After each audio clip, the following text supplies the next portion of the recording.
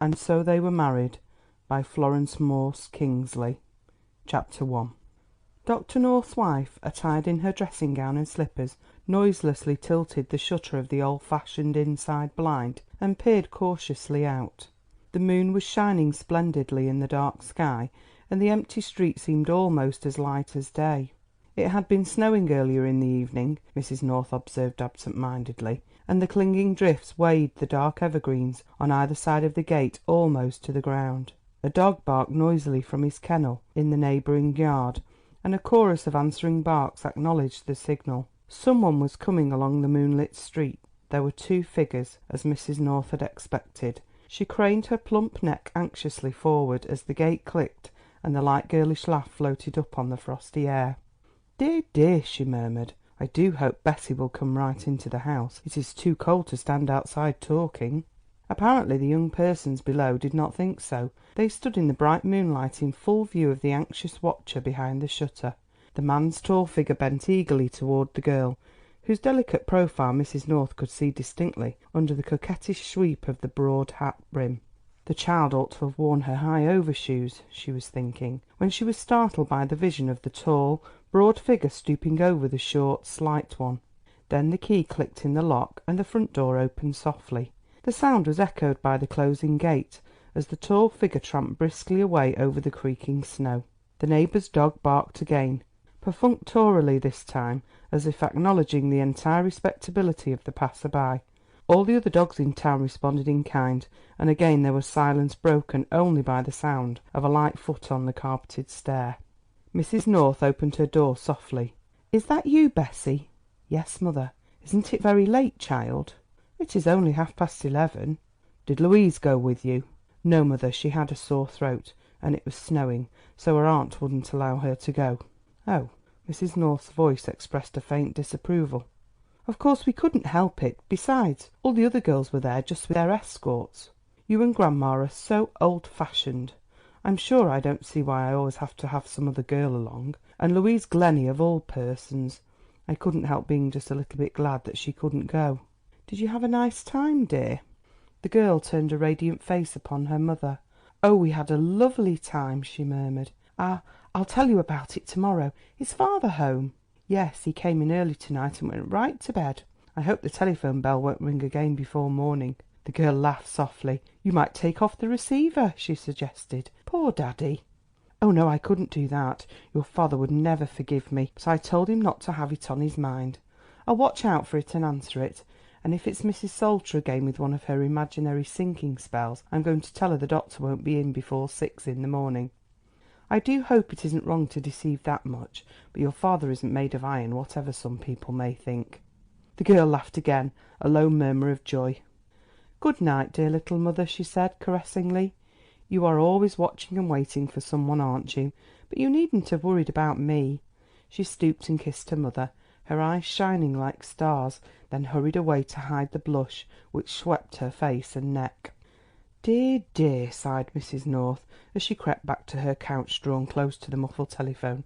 "I suppose I ought to have spoken to her father before this, but he is always so busy. I hardly have time to say 2 words to him. Besides, he thinks Bessie is only a child, and he would have laughed at me." The girl was taking off her hat and cloak in her own room. How long ago it seemed since she had put them on. She smoothed out her white gloves with caressing fingers. "I shall always keep them," she thought. She was still conscious of his first kisses, and looked in her glass as if half expecting to see some visible token of them. "I am so happy, so happy," she murmured to the radiant reflection which smiled back at her from out of its shadowy depths. She leaned forward and touched the cold smooth surface with her lips in a sudden passion of gratitude for the fair, richly tinted skin, the large bright eyes with their long curling lashes, the masses of brown waving hair, and the pliant beauty of the strong young figure in the mirror. "If I had been freckled and stoop-shouldered and awkward, like Louise Glennie, he couldn't have loved me," she was thinking. She sank to her knees after a while and buried her face in the coverlid of her little bed. But she could think only of the look in his eyes when he had said, "I love you," and the thrilling touch of his lips on hers. She crept into bed and lay there in a wide-eyed rapture, while the village clock struck 1, and after a long blissful hour, 2. Then she fell asleep and did not hear the telephone bell, which called her tired father from his bed in the dim, cold hour between 3 and 4. She was still rosily asleep and dreaming when Mrs. North came softly into the room in the broad sunlight of the winter morning. "Isn't Lizzie awake yet?" inquired a brisk voice from the hall. My, but girls are idle creatures nowadays." The owner of the voice followed this dictum with a quiet patter of softly shod feet. "I didn't like to call her, mother," apologised Mrs. North. "She came in late and——" Grandmother Carroll pursed up her small wise mouth. "I heard her," she said, "and that young man with her." "I don't know, daughter, but what we ought to inquire into his prospects and character a little more carefully, if he's to be allowed to come here so constant. Lizzie's very young and——" "Oh, grandma," protested a drowsy voice from the pillows, "I'm 20." "20, yes. I know you're 20, my dear, quite old enough, I should say, to be out of bed before 9 in the morning. It wasn't her fault, mother, I didn't call her." The girl was gazing at the two round matronly figures at the foot of the bed, her laughing eyes grown suddenly serious.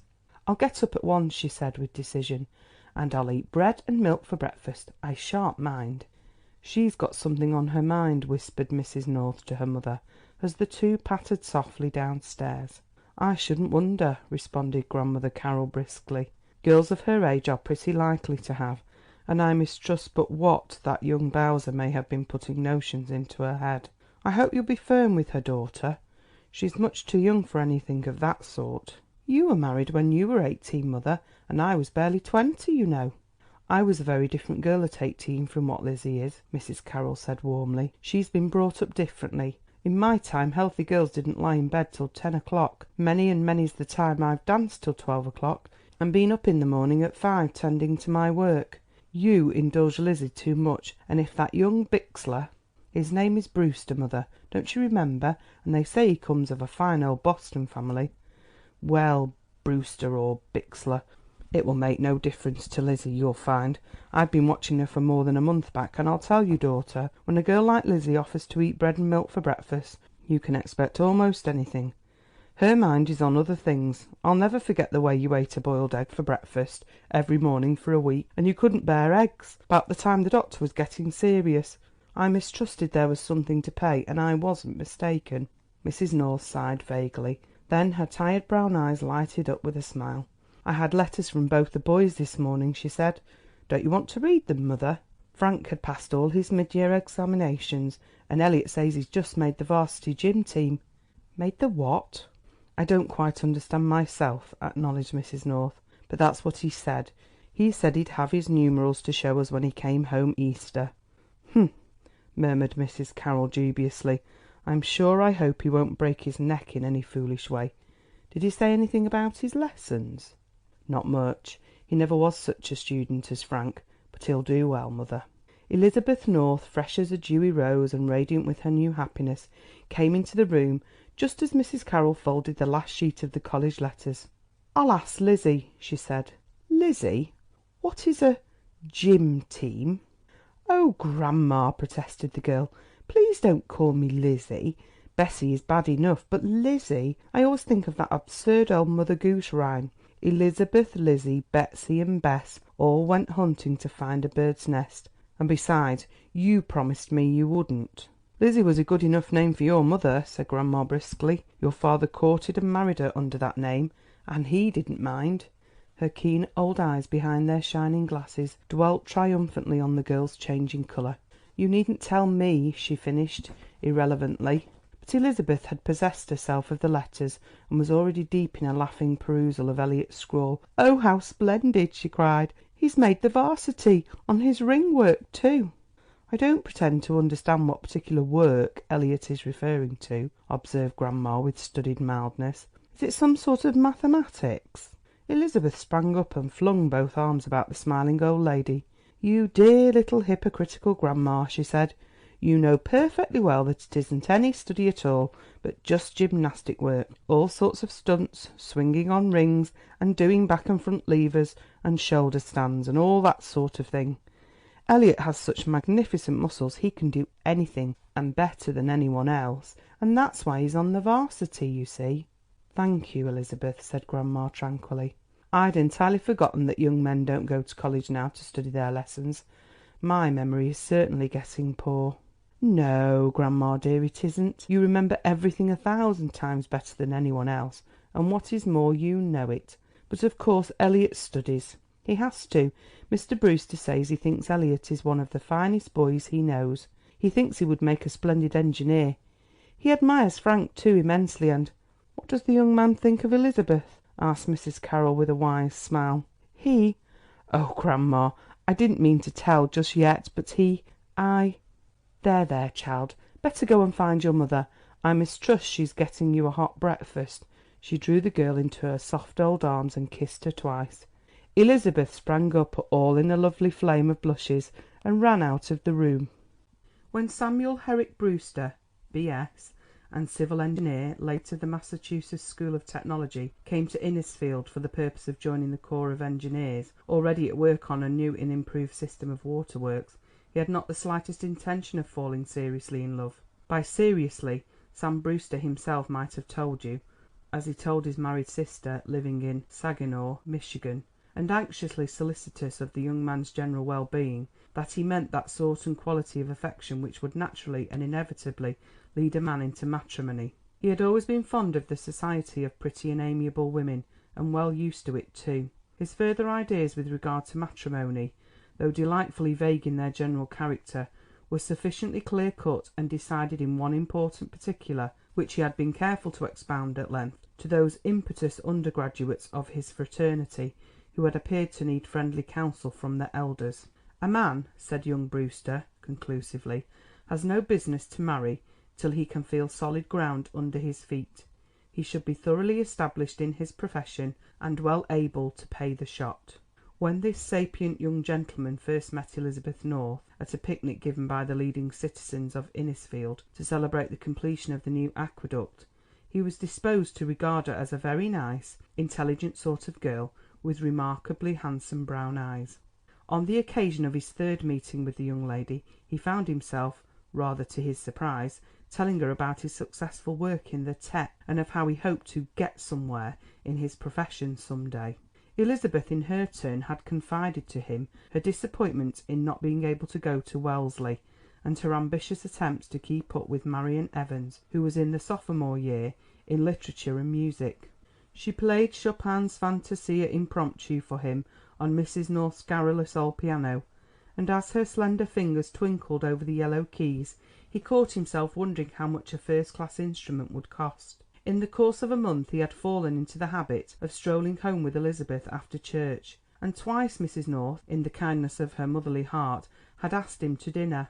She was afraid, she told Grandma Carroll, that the table board at Mrs. Bentwick's was none of the best. She spoke of him further as "that nice good-looking boy," and hoped he wouldn't be too lonely in Innisfield, away from all his friends. As for Dr. North, that overworked physician was seldom to be seen, being apparently in a chronic state of hastily and energetically climbing into his gig, and as energetically and hastily climbing out again. He had hurriedly shaken hands with young Brewster and made him welcome to his house in one of the brief intervals between office hours and the ever-waiting gig, with its imperturbable brown horse, who appeared to know quite as well as the doctor where the sick were to be found. After that, it is fair to state, the worthy doctor had completely forgotten that such a person as Samuel Herrick Brewster, B.S.C.E., existed. One may judge therefore of his feelings when his wife chose a moment of relaxation between a carefully cooked dinner and an expected summons by telephone to acquaint him with the fact of their daughter's engagement. "Engaged!" exclaimed the doctor, starting out of his chair. "Bess engaged? Oh, I guess not.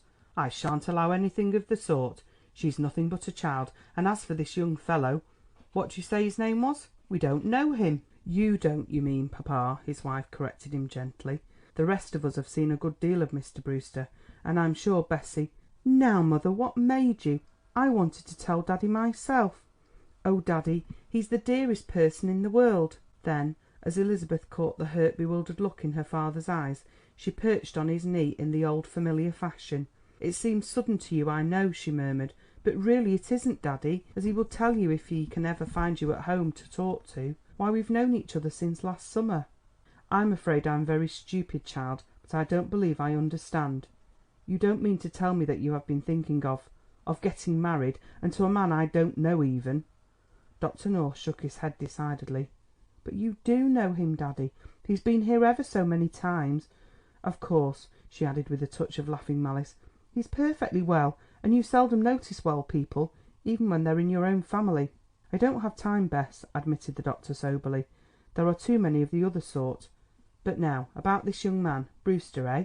You have him come round in office hours, say, and I'll—" "Now, Daddy, please don't straighten out your mouth like that. It isn't a bit becoming. Naturally you've got the sweetest, kindest look in the world, and you mustn't spoil it, especially when you are talking about Sam." The doctor pinched his daughter's pink ear. "I'm sorry to appear such an ogre," he said, with a touch of grimness, "but I know too much about the world in general, and the business of getting married in particular, to allow my one daughter to go into it blindly. I'll be obliged to make the young man's further acquaintance, Bess, before we talk about an engagement." The girl's scarlet lips were set in firm lines, which strongly resembled the paternal expression to which she had objected. She kissed her father dutifully. "I want you to get acquainted with him, Daddy," she said sweetly, "but we are engaged."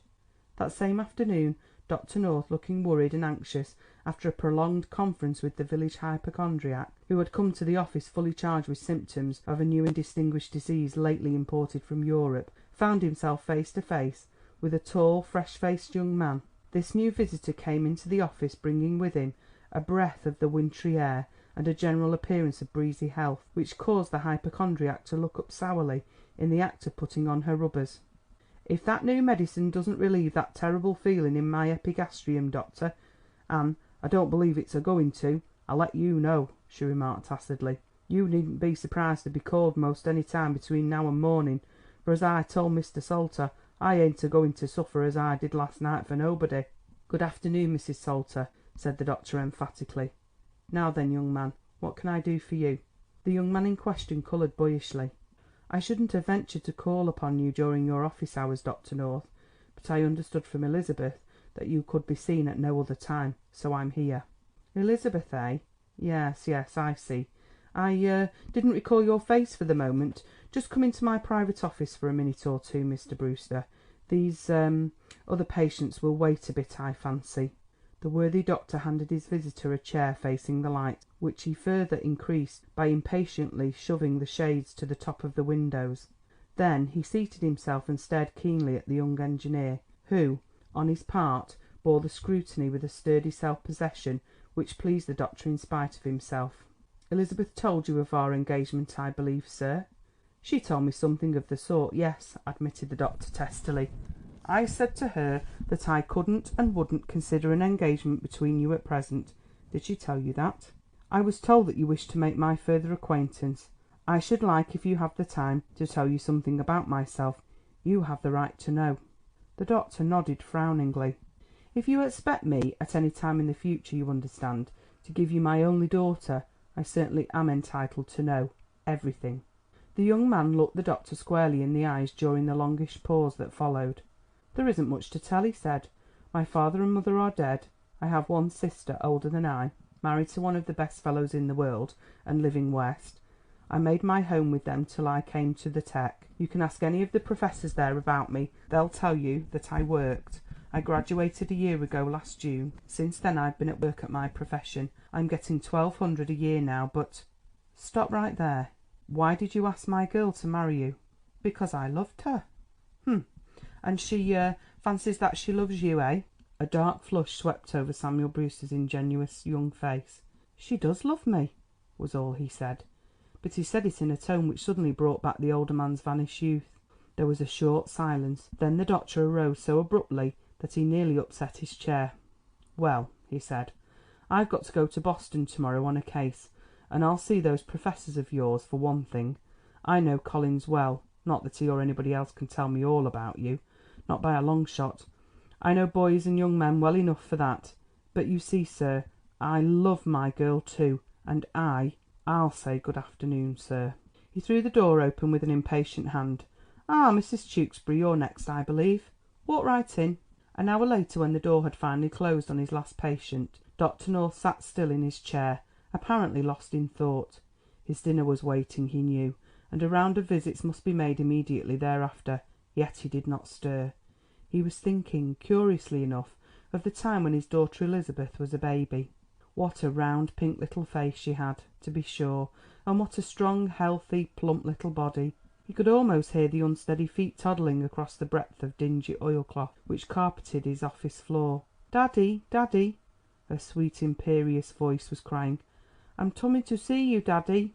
His eyes were wet when he finally stumbled to his feet. Then suddenly he felt a pair of warm arms about his neck, and a dozen butterfly kisses dropped on his cheeks, his hair, his forehead. "Daddy dear, he came, didn't he? I saw him go away. I hope you weren't cruel to him. Oh, Daddy." "No, daughter, I wasn't exactly cruel to him. But didn't the young man stop to talk it over with you?" "No, Daddy, I thought he would of course, but he just waved his hand for good-bye, and I was frightened for fear."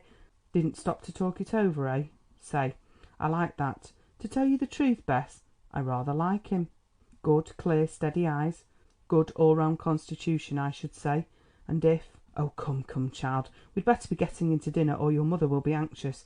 But I want you to understand, miss, that your old daddy has no notion of playing second fiddle to any youngster's first, however tall and good-looking he may be." And singularly enough, Elizabeth appeared to be perfectly satisfied with this paternal dictum. "I knew you'd like him," she said, slipping her small hand into her father's big one, in the little girl fashion she had never lost. "Why, Daddy, he's the best man I ever knew. Except you, of course. He told me," the girl's voice dropped to an awed whisper, "that he promised his mother when she was dying that he would never do a mean or dishonest thing. And he says, Daddy, that whenever he has been tempted to do wrong, he has felt his mother's eyes looking at him, so that he couldn't. Anybody would know he was good just from seeing him." Well, well, that may be so. I'll talk to Collins and see what he has to say. Collins is a man of very good judgment. I value his opinion highly." "Don't you value mine, Daddy?" asked Elizabeth, with an irresistible dimple appearing and disappearing at the corner of her mouth. "On some subjects, my dear," replied the doctor soberly, "but on this particular one I fancy you might be slightly prejudiced. The question of wherewithal shall we be clothed, which has vexed the world since its beginning in the garden, planted eastward in Eden, confronts the children of Eve so persistently at every serious crisis of life that one is forced to the conclusion that clothes sustain a very real and vital relation to destiny. Even Solomon in all his glory must earnestly have considered the colour and texture of his famous robes of state when he was making ready to dazzle the eyes of the Queen of Sheba, and the Jewish Esther's royal apparel and Joseph's coat of many colours played important parts in the history of a nation. Elizabeth North had been engaged to be married to Samuel Brewster exactly a fortnight when the age-long question presented itself to her attention. It was perhaps inevitable that she should have thought speculatively of her wedding gown. What girl would not? But in the sweet amaze of her new and surprising happiness she might have gone on wearing her simple girlish frocks, quite unaware of its relation to her wardrobe. She owed her awakening to Miss Evelyn Tripp.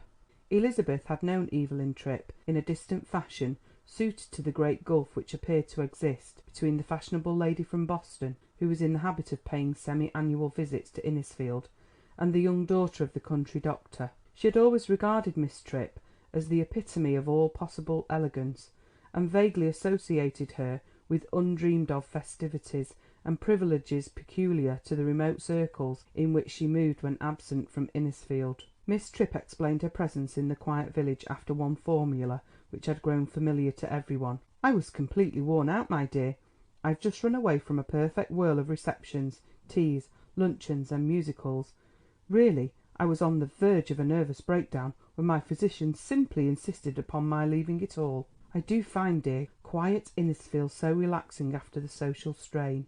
Miss Tripp's heavily italicised remarks were invariably accompanied by uplifted eyebrows and a sweetly serious expression, alternating with flashing glimpses of very white teeth, and further accented by numberless little movements of her hands and shoulders, which suggested deeper meanings than her words often conveyed. Ill-natured people such as Mrs. Buckthorn and Electa Pratt declared that Evelyn Tripp was 35 if she was a day, though she dressed like 16, and furthermore that her social popularity in Boston was a figment of her own vivid imagination. Elizabeth North, however, had always admired her almost reverently in the shy, distant fashion of the young, country-bred girl. Miss Tripp was unquestionably elegant, and her smart gowns and the large picture hats she affected had created quite their usual sensation in Innisfield, where the slow-spreading ripples of fashion were viewed with a certain stern disfavour as being linked in some vague manner with irreligion of a dangerous sort.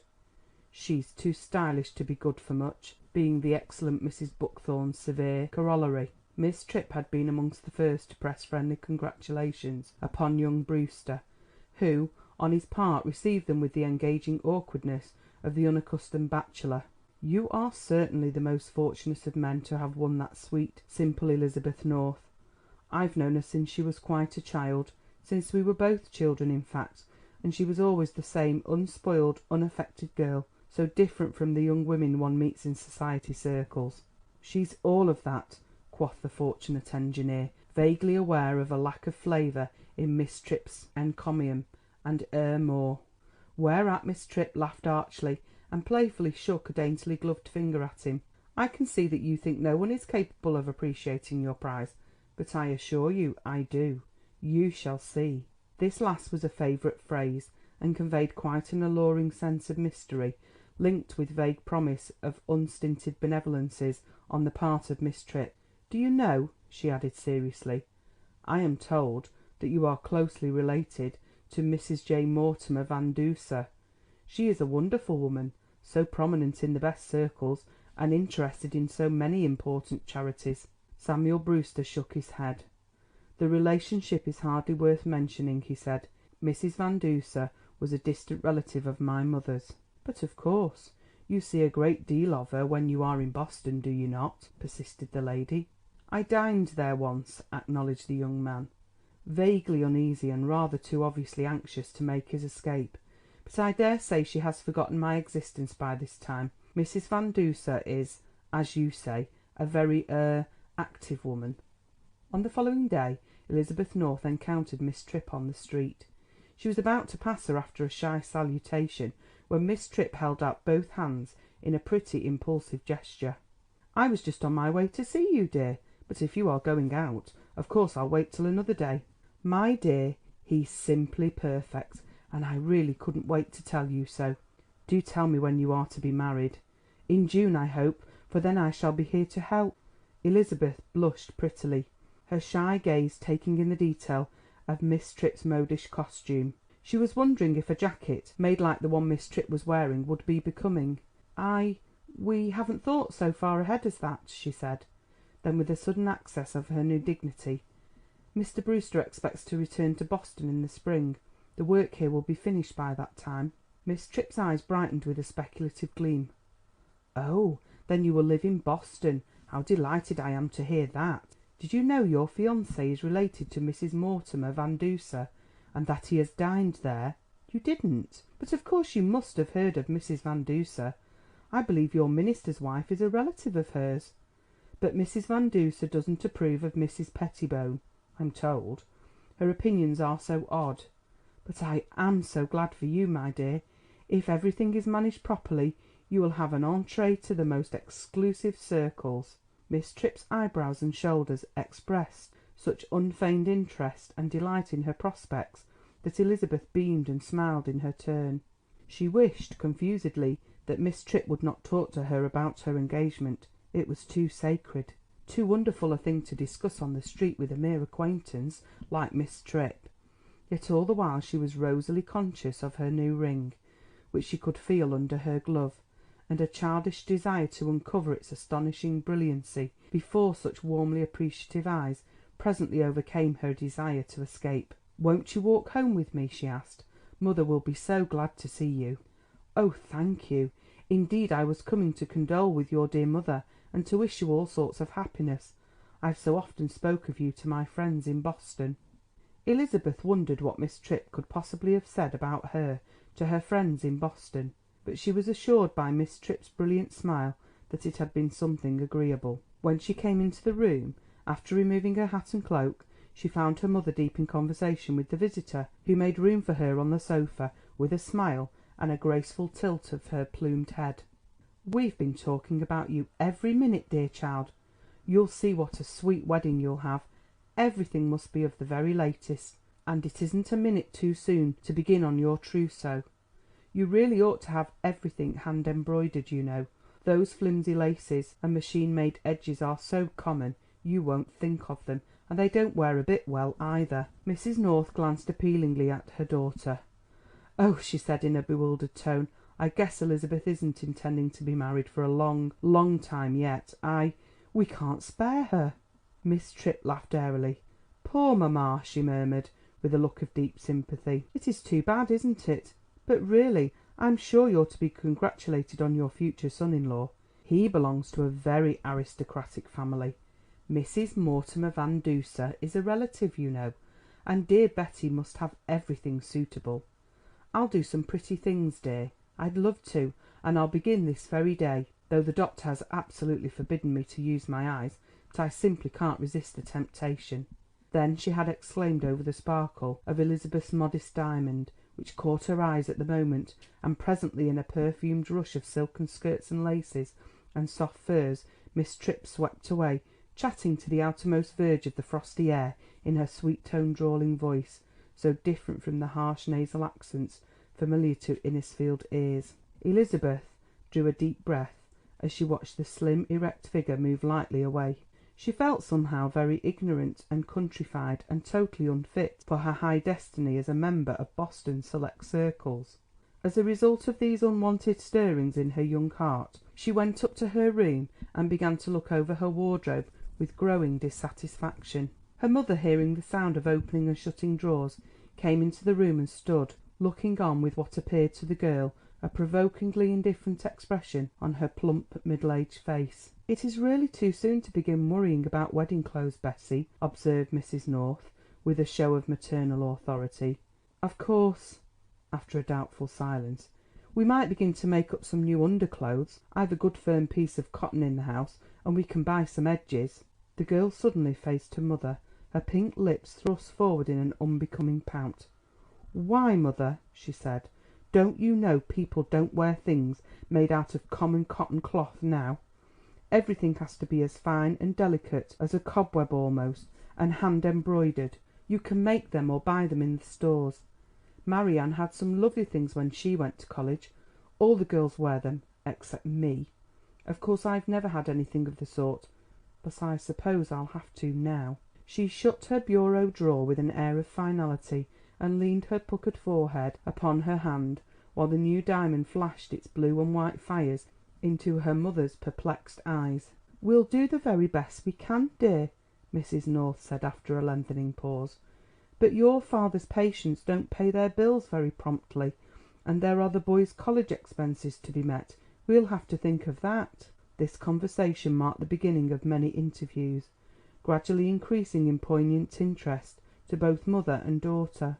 It appeared that Sam, as Elizabeth now called her lover, with a pretty hesitancy which the young man found adorable, wished to be married in June, so as to take his bride with him on a trip west, in which business and pleasure might be profitably combined.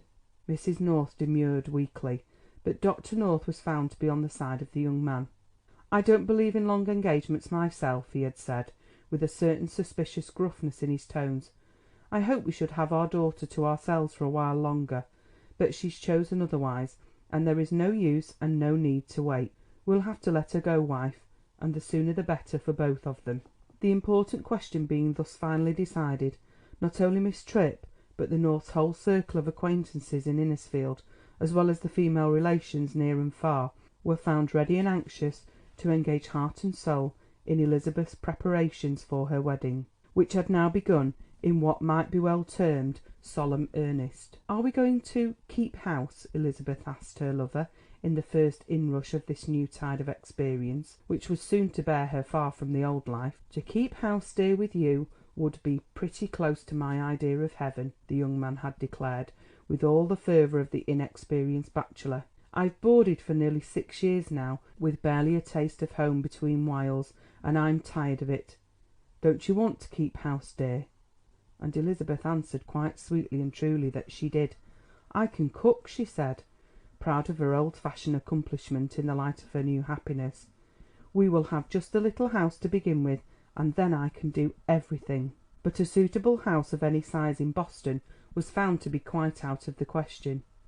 "It will have to be an apartment, my dear," the experienced Miss Tripp declared, "and I believe I know the very one in a really good neighbourhood. I'll write at once. You mustn't think of South Boston, even if it is more convenient for Mr. Brewster.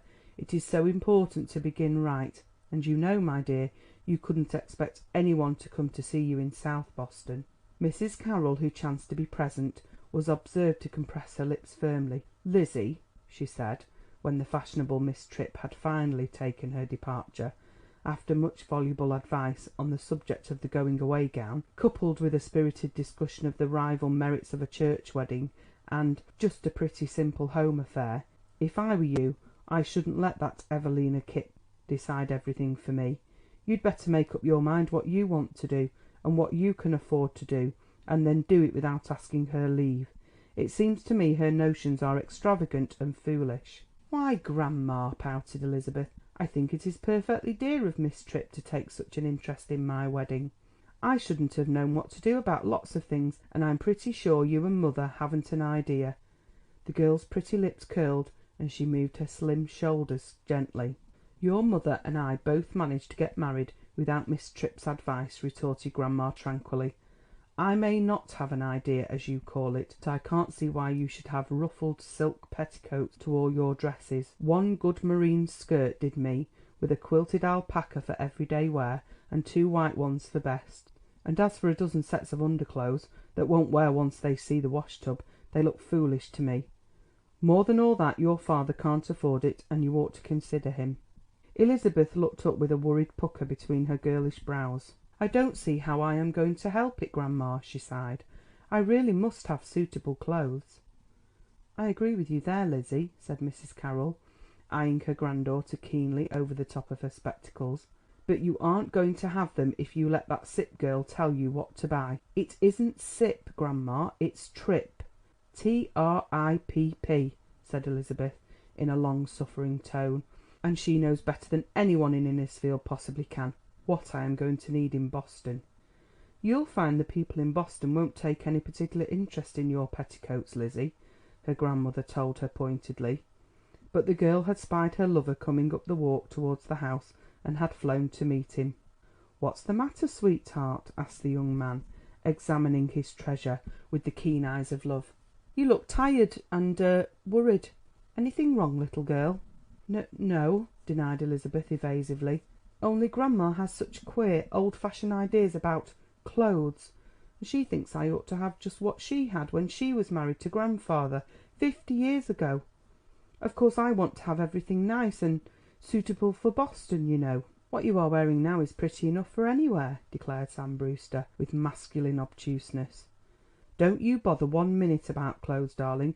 You'd look lovely in anything." Then he kissed her faintly smiling lips with the fatuous idea that the final word as to wedding finery had been said. "If you can give me just a minute, Richard, before you go out." It was Mrs. North's timidly apologetic voice which broke in upon her husband's hasty preparations for a day's professional engagement. Dr. North faced about with a laughing twinkle in his eyes. "I know your minutes, Lizzie," he said, absent-mindedly sniffing at the cork of a half-emptied bottle. "This gentian's no good. I've a mind to ship it back to Avery's and tell them what I think of the firm for selling adulterated drugs. It's an outrage on suffering humanity. I'll write to them anyway," and he began to rummage his desk in quest of stationery. "I want to speak to you about Bessie's things," persisted Mrs. North. "You know you gave me some money for her wedding clothes last month, but it won't be nearly enough." "What on earth have you been buying for the child?" asked her husband. "I should think with what she has already, the money I gave you would go quite a ways." "That's just it," sighed Mrs. North. "Bessie thinks none of the things she has are suitable." She hesitated a little over the hard-worked word. "Of course, living in Boston and—" "Pooh! Boston's no different from any other town," put in the doctor. "You tell Bess I said so. She doesn't need to worry about Boston." He plumped down in his office chair and began an indignant protest addressed to the firm of Avery & Co., wholesale druggists and dealers in surgical supplies. "I haven't bought any of her best dresses yet," sighed Mrs. North, "and she wants an all-over lace for her wedding dress. Miss Tripp says they're very much worn now. She paused suggestively while the doctor's pen raced busily over his page. "You didn't hear what I said, did you, Richard?" she ventured after a while. "Yes, my dear, heard every word. You were saying you'd bought Bess a lace wedding dress, and that Miss Tripp says they're very much worn," replied her husband, fixing on a stamp with a sounding thump of his big fist. "Glad to hear it. Well, I'll have to be moving now. Good bye." Dear. Home to dinner if I can. If not—" "If you could let me have $250, Richard," said Mrs. North rather faintly, "we'll try to manage with that for the present." "Well now, Lizzie, when it comes to your wanting anything I always get it for you, if I can, and you know that. But I sent off cheques to Frank and Elliot this morning, and I'm what you'd call strapped. Couldn't you collect—" The doctor kissed his wife cheerfully. "How can I, wifey, when folks leave their doctor's bills till the last cent's paid to everyone else? Don't know as I blame 'em. It's hard enough to be sick without having to pay out money for it now, isn't it?" "Oh, Dick, if that isn't just like you. But I've thought of a way." "Good. What is it?" "We might borrow some money on the house. Other people do, and—" "Mortgage our house for wedding finery? I guess you're joking, Lizzie. At any rate, I'll call it a joke and let it pass. Good bye." The quick slam of the office door put a conclusive finish to the doctor's words, and his wife went back to her work on one of Elizabeth's elaborate garments with a heavy heart. "What did Richard say?" Grandma Carroll wanted to know, when the girl had gone into another room to be fitted. "He said he couldn't possibly let me have anything more just now," said Richard's wife with a shade of reserve in her voice. "You know, mother, people are so slow in paying their bills. The doctor has any amount outstanding if he could only get it. Such folk had ought to be made to pay before they get a pill or a powder, same's they do for what made 'em sick. They'd find money for the doctor quick enough once they had a right sharp pain from overeating," was grandma's trenchant opinion. "But I expected he'd say that all along, and I wanted to give you this for Lizzie." She slipped a little roll of bills into her daughter's lap. "Don't say anything to the child about it," she whispered, nodding her kind old head. "It would worry her. Besides, I don't approve of the amount of money she's putting into perishable things. I meant to buy her a real good clock or a nice solid piece of furniture, but if she'd rather have lace frills that'll fall to pieces in the wash tub, I'm willing she should learn by experience, same as we've had to do before her." Mrs. North's eyes were moist and shining. "It's what you've been putting by for years, mother," she whispered, "for—" "Hush," said grandma. "I guess when it comes right down to it, I'm full as foolish as Lizzie. Once I set foot in the golden streets I know I shan't mind whether I leave a marble monument in the cemetery or not, and you don't need to either, daughter. Now remember." Upon this hushed conversation entered Elizabeth, in a flutter of excitement and rosy pleasure over a letter which the postman had just handed her. It was from Evelyn Tripp, she said, and she wanted to come to Boston and stay a week with her. "She says she will help me pick out all my dresses, and I'd better have my wedding dress and my going away gown made there anyway. Isn't that lovely?" Then, as she met her mother's dubious gaze, "You know, Malvina Bennett hasn't a particle of style, and we don't know anything about the best places to buy things in Boston, or the dressmakers, or anything." "I've shopped in Boston for years," said Mrs. North with a show of firmness, "and I'm sure everything at Cooper's gives perfect satisfaction." "Oh, Cooper's!" laughed the girl. "Why, mother dear, nobody goes to Cooper's nowadays. It's just for country people from out of town." "What are we, I'd like to know?" Grandma Carroll wanted to know, with a humorous twinkle in her shrewd eyes. "I shouldn't wonder if you'd better do your shopping with your mother, Lizzie. Her judgment would likely be quite as good as that Tipp's girl's, and more in line with what you can afford. You should remember that Samuel isn't a rich man, and you'll need good, substantial dresses that'll last. I remember I had a blue Russell cord poplin when I was married that I wore for 15 years. Then I made it over for your mother, and she looked as pretty as a pink in it for 2 more. Then she outgrew it and I gave it away, but the cloth in it was as good as new. A dress like that pays." Elizabeth laughed somewhat impatiently. "I've heard about that wonderful poplin ever since I can remember," she said. "I wonder you didn't save it for me. But I don't want to buy any dresses that will last for 15 years. I'm sure Sam can buy me more dresses when I want them. I may go to Boston. Mayn't I, mother?" Mrs. North looked wistfully at the pretty eager face. She had looked forward with pleasure, somewhat tempered, it is true, by the knowledge of her meagre resources, yet still with pleasure, to the choosing of her daughter's wedding gown, with all its dainty accessories of tulle and lace. "I had thought of a silk muslin," she said rather faintly, or perhaps a cream satin, if you'd like it better, dear, and—" "I shouldn't like either of those," said the girl decidedly, "and there's so much to do that it will really save time if you don't have to bother with any of that. Evelyn," it was Evelyn and Elizabeth now, "says chiffon over Liberty satin would be lovely if I can't afford the lace. Of course I wouldn't buy a cheap lace." That night when Dr. North came home he tossed a handful of bills into his daughter's lap. "For the wedding gown, Bess," he said. "Worse luck that you want one." "Oh, why do you say that, you darling daddy?" murmured the girl, "when I'm going to be so happy." She was radiantly happy now, it appeared, and the doctor's keen eyes grew moist as he looked at her. "Guess I was thinking about myself principally," he confessed gruffly, "and about your mother.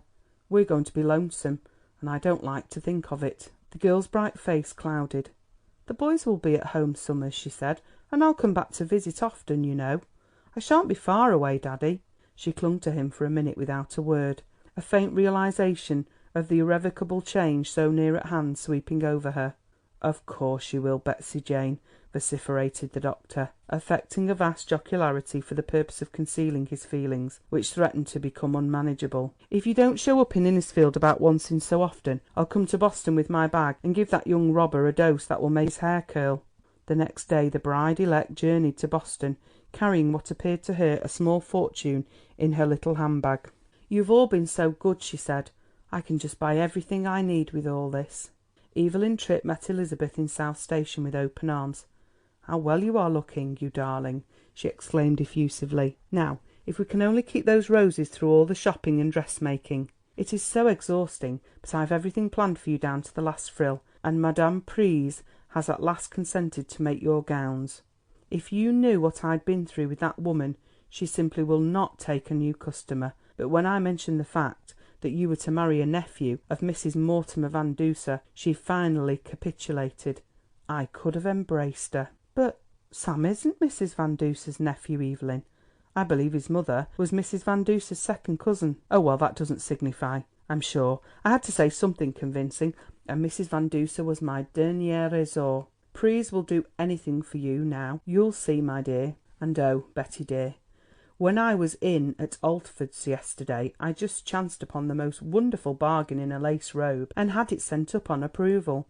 The most exquisite thing, and marked down from $127 to, what do you think, only $89.50. I was so pleased, for I am sure it is just what you want. I got samples too of the most bewitching silks for your dinner gown. You must have at least one, you know, a simple pretty crêpe de chine or something of the sort, and then with a little frock or two for luncheons and card parties, your tailor-made, that must be good, and your wedding gown for evening affairs. You will do nicely." "But, Evelyn," interrupted Elizabeth timidly, "I'm afraid I can't. You know I didn't expect to buy but 2 dresses in Boston. Malvina Bennett is making me a black suit, and—" Miss Tripp paused to smile and bow at a passing acquaintance. Then she turned protesting eyes upon the girl. "You dear child," she murmured, "you're not to worry about a single thing. That's just what I mean to spare you. I am determined you shall have just what you are going to need. And if you haven't enough money with you, I can arrange everything at Altford's without a bit of trouble. And of course you will pay Pryse her bill when it is perfectly convenient for you. She doesn't expect to be paid promptly. Really, I don't believe she would have a particle of respect for a patron who insisted upon paying for a gown the minute it was finished. First-class modistes and milliners, too, are all that way. They know better than to send their bills too soon. So that needn't bother you, dear. And, of course, Pryse finds everything, which will save enormously on your outlay." Elizabeth felt very meek and hopelessly countrified as she laid off her wraps in Miss Tripp's rather stuffy but ornate little apartment. Mrs. Tripp, a faded, apologetic person smelling of rice powder and sachet, smiled vaguely upon her and murmured something about Evie's wonderful taste. One thing at least was clear to Elizabeth as she lay wide-eyed in the darkness that night, after an evening spent in the confusing examination and comparison of fashion plates and samples, and that was the conviction that the fortune with which she had joyfully set forth that morning had dwindled to a pitiful insufficiency before the multiplied necessities imposed upon it by Miss Tripp's undeniable taste and knowledge. She almost wished she had chosen to do her shopping with her mother and Grandma Carroll, as she realised that she would be obliged to write home for more money. But it was too late to change her mind now, and after all, Evelyn knew best as to what a bride about to move in polite circles in Boston would require. She went to sleep at last, and dreamed of standing up to be married in a Russell cord poplin, whatever that wonderful fabric might be, which had already done duty for 15 years and was as good as new. As the 21st day of June drew on apace, fate, in the slim, active personality of Miss Evelyn Tripp, appeared to have taken the entire North household firmly in hand. Events marched on in orderly, if surprising sequence, beginning with the issuing of the invitations bearing the name of Boston's most expensive firm of engravers on the flap of the inner envelope.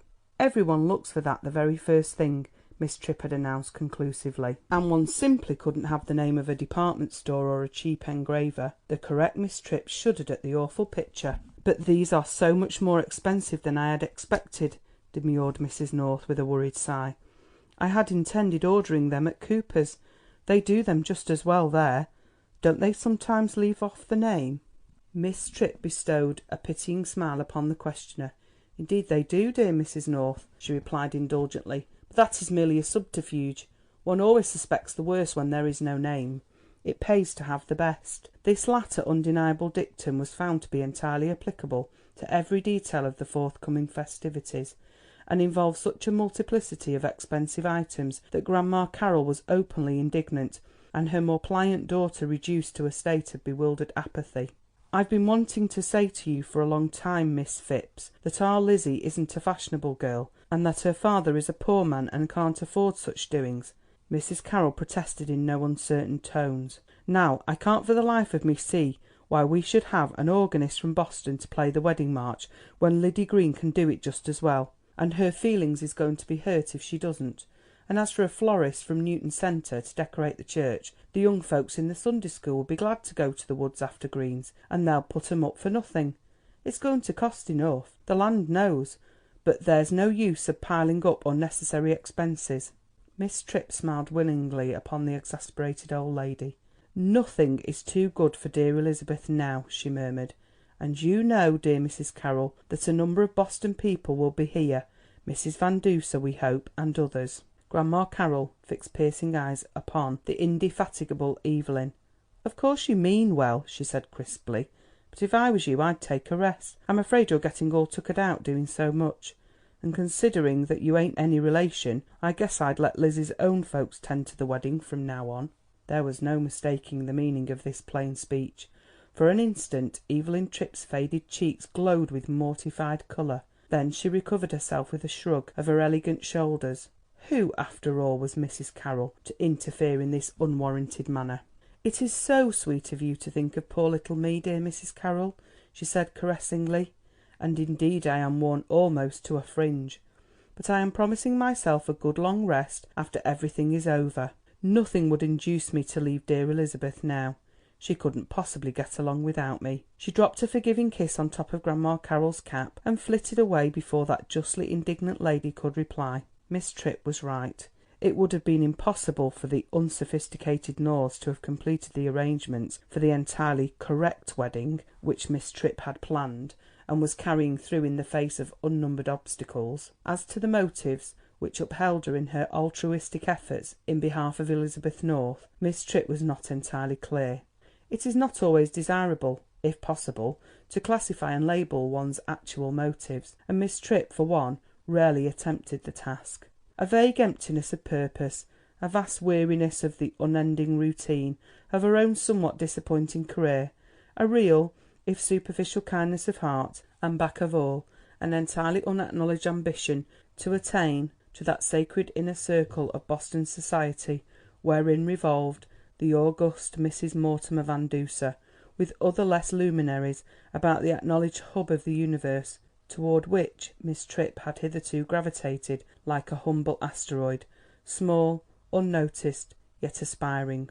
One of the irreproachable invitations had been duly sent to Mrs. Van Duser, but as yet there had been no visible token that it had been received. "Won't you ask Mr. Brewster if he will not add a personal invitation?" entreated Miss Tripp of the bride-elect, who had appeared alarmingly indifferent when the importance of this hoped-for guest was duly set forth in her hearing. "You don't seem to realise what it would mean to you both to have Mrs. Van Duser present. Let me persuade him to write, or perhaps better to call. One cannot be too attentive to a person in her position." But Sam Brewster had merely laughed and pulled the little curl behind his sweetheart's ear when she spoke of Mrs. Van Duser.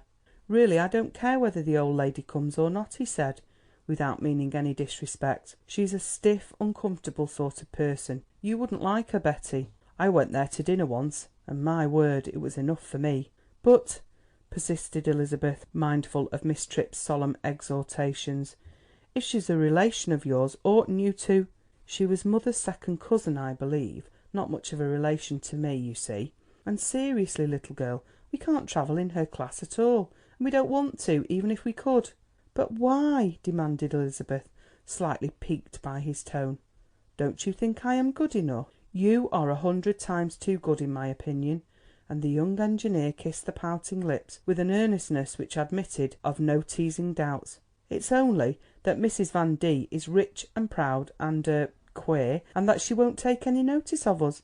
I'm glad you sent her an invitation, though. That was a civil acknowledgment of a slight obligation on my side. I hope she won't send us a present, and I don't believe she will." The two were examining the bewildering array of glittering objects which had been arriving steadily for a week past, by mail and express, in cases left by Boston firms, and in dainty boxes tied with white ribbons from nearby friends and neighbours. The nebulous reports of Elizabeth's wedding outfit circulated from mouth to mouth, and expanding in rainbow tints as they travelled, were reflected in the shining cut glass and silver which was spread out before the wondering eyes of the young couple.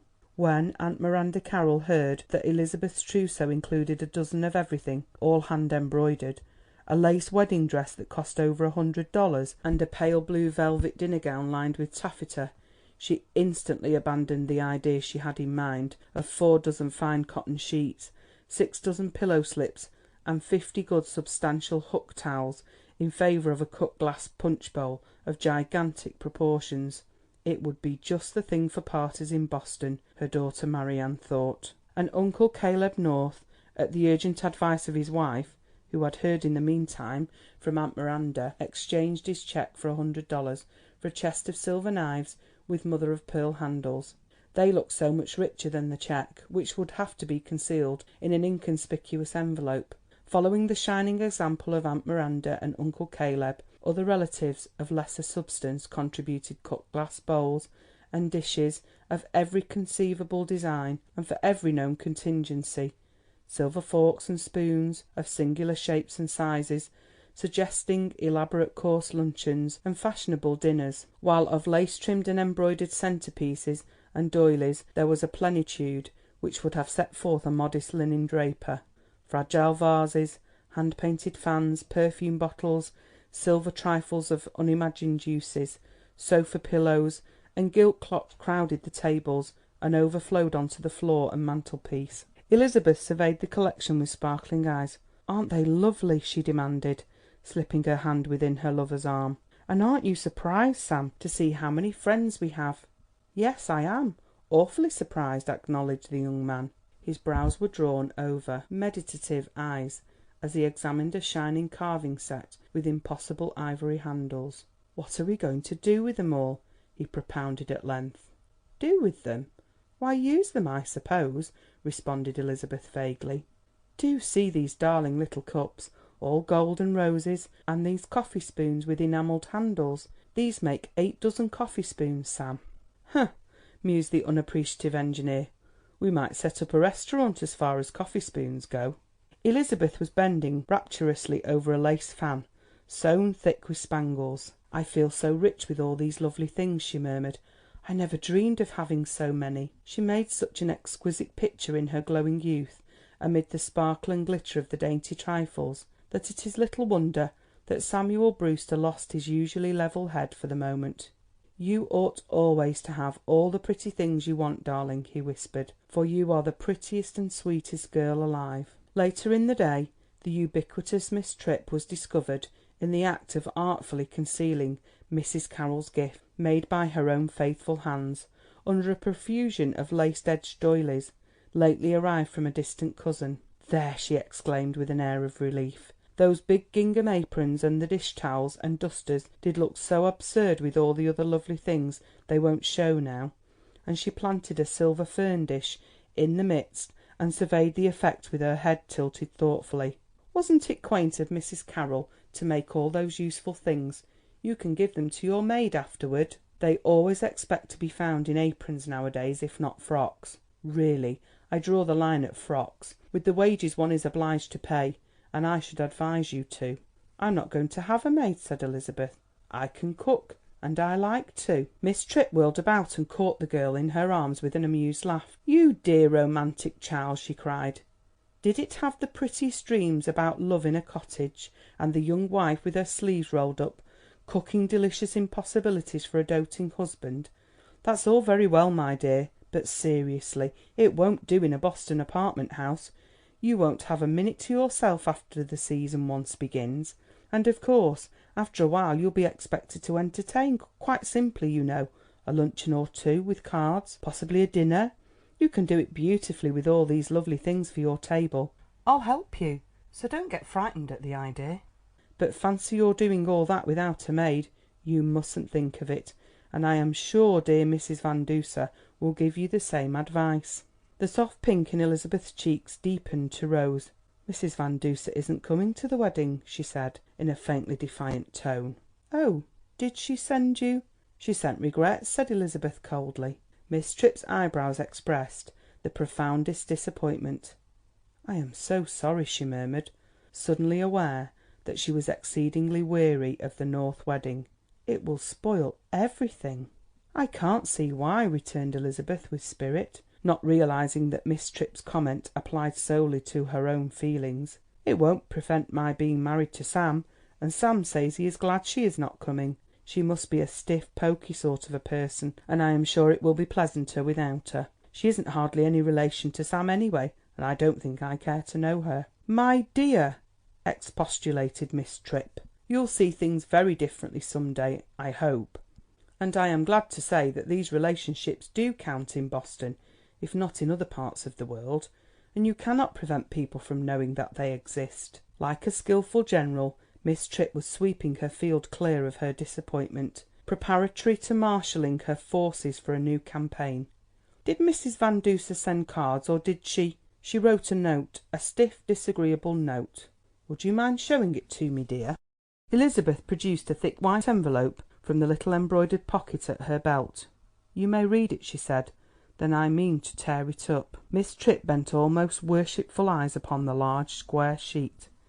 "Mrs. J. Mortimer Van Duser," she read, "begs to convey her acknowledgments to Dr. and Mrs. North for their invitation to the marriage of their daughter, and regrets that she cannot be present. Mrs. Van Duser begs to add that she will communicate further with Mr. and Mrs. Samuel Brewster upon their arrival in Boston, upon a matter of moment to them both." "Isn't that a disagreeable sounding note?" demanded Elizabeth, her pretty chin tilted at an aggressive angle. "I just know I shouldn't like her from that letter, but I'm sure I can't think what she wants to say to us upon our arrival in Boston." "My dear," exclaimed Miss Tripp, with a horrified stare, "what can you be thinking of? That note is in the most perfect form. I am so glad you showed it to me. Something of moment to you both. What can it mean but a gift? Perhaps a generous cheque, and undoubtedly a reception to introduce you. My dear, Mrs. Van Duser is said to be worth millions, and what is more, and far, far better, she moves in the most exclusive society. You dear, lucky girl, I congratulate you upon the recognition you have received." "Tear it up, indeed. You will do nothing of the sort. I'll put it here, right by this cut glass vase, where every one will see it." Elizabeth pouted. "Mother didn't like it," she said, "and grandma laughed over it, and Sam told me to forget it. I don't see why you——" "Because I know," intoned Miss Tripp solemnly. "I only hope you won't forget poor little me when you're fairly launched in Mrs. Van Duser's set." Elizabeth gazed reflectively at her friend. "Oh, I couldn't forget you," she said. "You've been so good to me. But," she added, with what Miss Tripp mentally termed delicious naïveté, "I don't suppose we shall give many large parties, just at first." "I am of the opinion," wrote the sapient Dr. Johnson, "that marriages would in general be as happy, and often more so, if they were all made by the Lord Chancellor, upon a due consideration of the circumstances and characters without the parties thereto having any choice in the matter. That this radical matrimonial reform did not find favour in the eyes of his own or any succeeding generation brands it as visionary, impracticable, not to be seriously entertained, in short, by any one not a philosopher and not himself in love. But could the benevolent shade of Dr. Johnson be let into the details of a fashionable modern wedding, it is safe to predict that he might recommend a new civic function to be administered either by the Lord Chancellor or by some equally responsible person, for the purpose of regulating by sumptuary law the bridal trousseau and the wedding presents. The renowned Georgian sage could not fail to recognise the relation which these two often unconsidered items bear to the welfare of the private citizen in particular, and to the weal of mankind in general.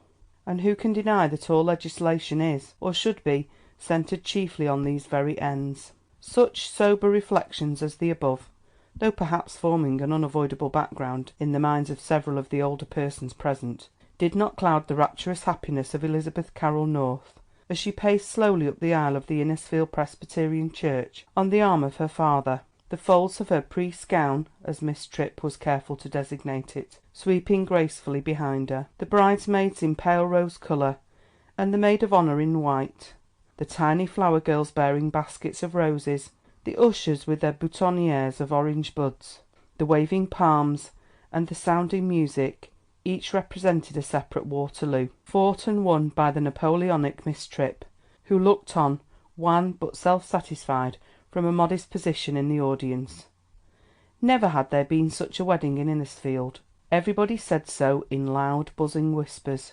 Sadie Buckthorn, who was engaged to Milton Scrymgeour, informed her mamma that she should be married in church in October, and that her bridesmaids should wear yellow, and Bob Garrett, a clerk in a Boston department store, told his sweetheart that he guessed the wedding was about their speed, and added that he knew a swell floor walker who would look simply great as best man. And as for the young couple chiefly concerned, they might have walked on air instead of on the roses strewed in their path by the little flower girls, and the hundreds of curious eyes fastened upon them were as dim painted eyes upon a tapestried wall. They only saw each other and the gate of that ancient Eden of the race opening before them. That same evening, after all was over, and when, as the village reporter phrased it with happy originality, the young couple had departed upon their wedding journey amid showers of rice and roses, Dr. North sought his tired wife, busy clearing away the tokens of the late festivities. "Come, Lizzie," he said kindly, "we may as well get what rest we can. To-morrow will be another day, and we've got to go jogging on about our middle-aged business as usual." Mrs. North looked up at him with tearful eyes. "I can't seem to realise that Bessie's gone to stay," she said tremulously. "I just caught myself thinking what I'd say to her when she came home, and what we'd—" Richard North passed his arm about the wife of his youth. "I hope he'll be good to her," he said, his voice shaken with feeling. I believe he's all right. If he isn't, I'll—" He shrugged his broad shoulders impatiently. "Oh, I'm not a bit worried about Sam," said Mrs. North. "I know enough about men. But oh, Dick, I'm going to miss my baby." He held her close for a minute while she sobbed on his shoulder. Then the two went slowly up the stairs together, leaving the disordered rooms and the fading roses in the luminous dark of the June night.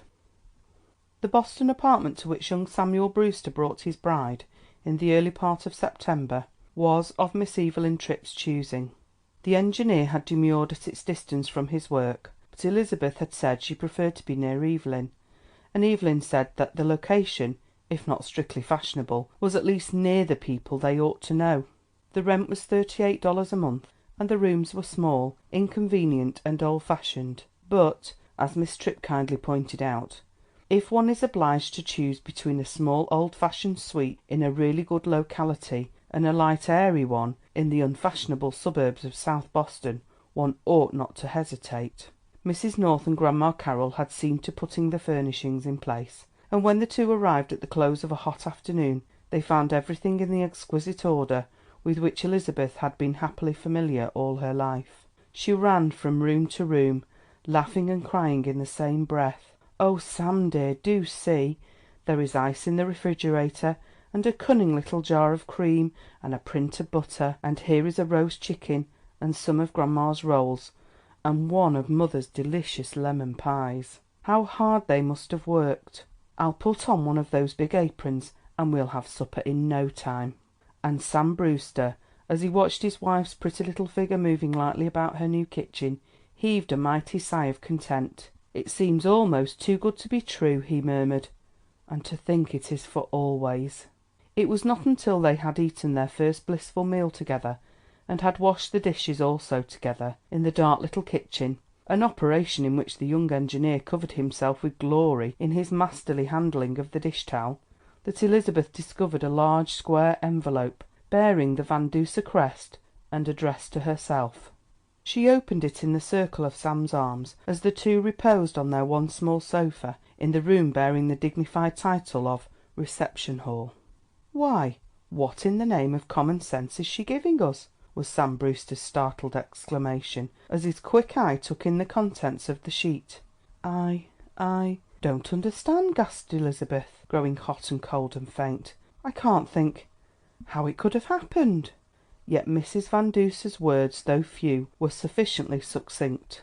They were inspired, as she afterward confided to her rector, Dr. Gallatin, by the most altruistic sentiments of which the human heart is capable.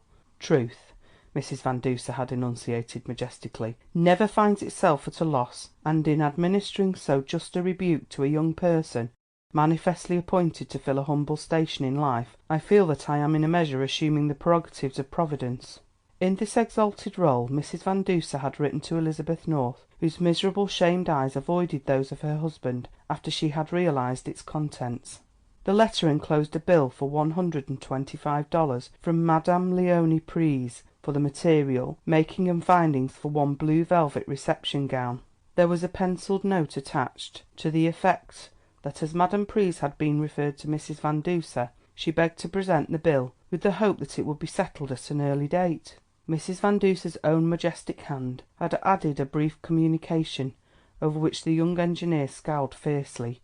He read: "As Mrs. Brewster's personal expenses, either before or after her marriage, can have no possible interest for Mrs. Van Duser, Mrs. Van Duser begs to bring to Mrs. Brewster's attention the enclosed statement. Mrs. Van Duser wishes to inform Mrs. Brewster that she has taken the pains to send for the tradeswoman in question, and that she has elicited from her facts which seem to show an entire misapprehension of the commoner ethical requirements on the part of the person addressed. Mrs. Van Duser begs to add, in the interests of society at large, and of the person in whom, as a distant relative, she has interested herself somewhat, that she distinctly frowns upon all extravagance. Mrs. Van Duser trusts that this communication, which she begs to assure Mrs. Brewster is penned in a spirit of Christian charity, will effectually prevent further errors on the part of so young and inexperienced a person as Mrs. Brewster appears to be." "Well?" Samuel Brewster's blue eyes, grown unexpectedly keen and penetrating, rested questioningly upon his bride. "Don't look at me like that, please, Sam," faltered Elizabeth. I didn't mean to buy that dress, truly I didn't. I had paid for all the others, and I had $27 left, and Evelyn told me that Madame Pryse had a remnant of blue velvet which she could make up for me for a song, and I let her do it. I thought she would send the bill to me, and I would—" "Did she send it to you?" Yes, twice, but Evelyn said for me not to worry. She said Madame Pryse's customers never paid her right away, and there was so much else just at the last. I didn't like to ask Daddy. Uncle Caleb always gives me $50 for my birthday, and I thought—" Elizabeth's voice had grown fainter as she proceeded with her halting explanations, but she started up with a little cry. "Oh, Sam, what are you going to do?" For her husband was examining the bill with an expression about his mouth which she had never seen there before. "I don't see that you have been credited with the $27, he said quietly. Then, with a sorry attempt to smile, "These mesdames appear to pile up the items sky high when it comes to building a gown. Better have a cast iron contract with 'em, I should say, and pay up when the job's finished." Elizabeth's tear-stained face was hidden on her husband's shoulder. I spent the $27 for gloves," she confessed. "Evelyn said I didn't have enough long ones." "Confound Evelyn," said the young man strongly. "Come, Betty dear, you're not to let this thing bother you. It isn't worth it. I'll pay this bill to morrow." It's lucky I've the money in the bank, and I'll write to Mrs. Van D. too." He clenched his fist as though he would like to use something more powerful than his pen. "But Sam, you oughtn't to.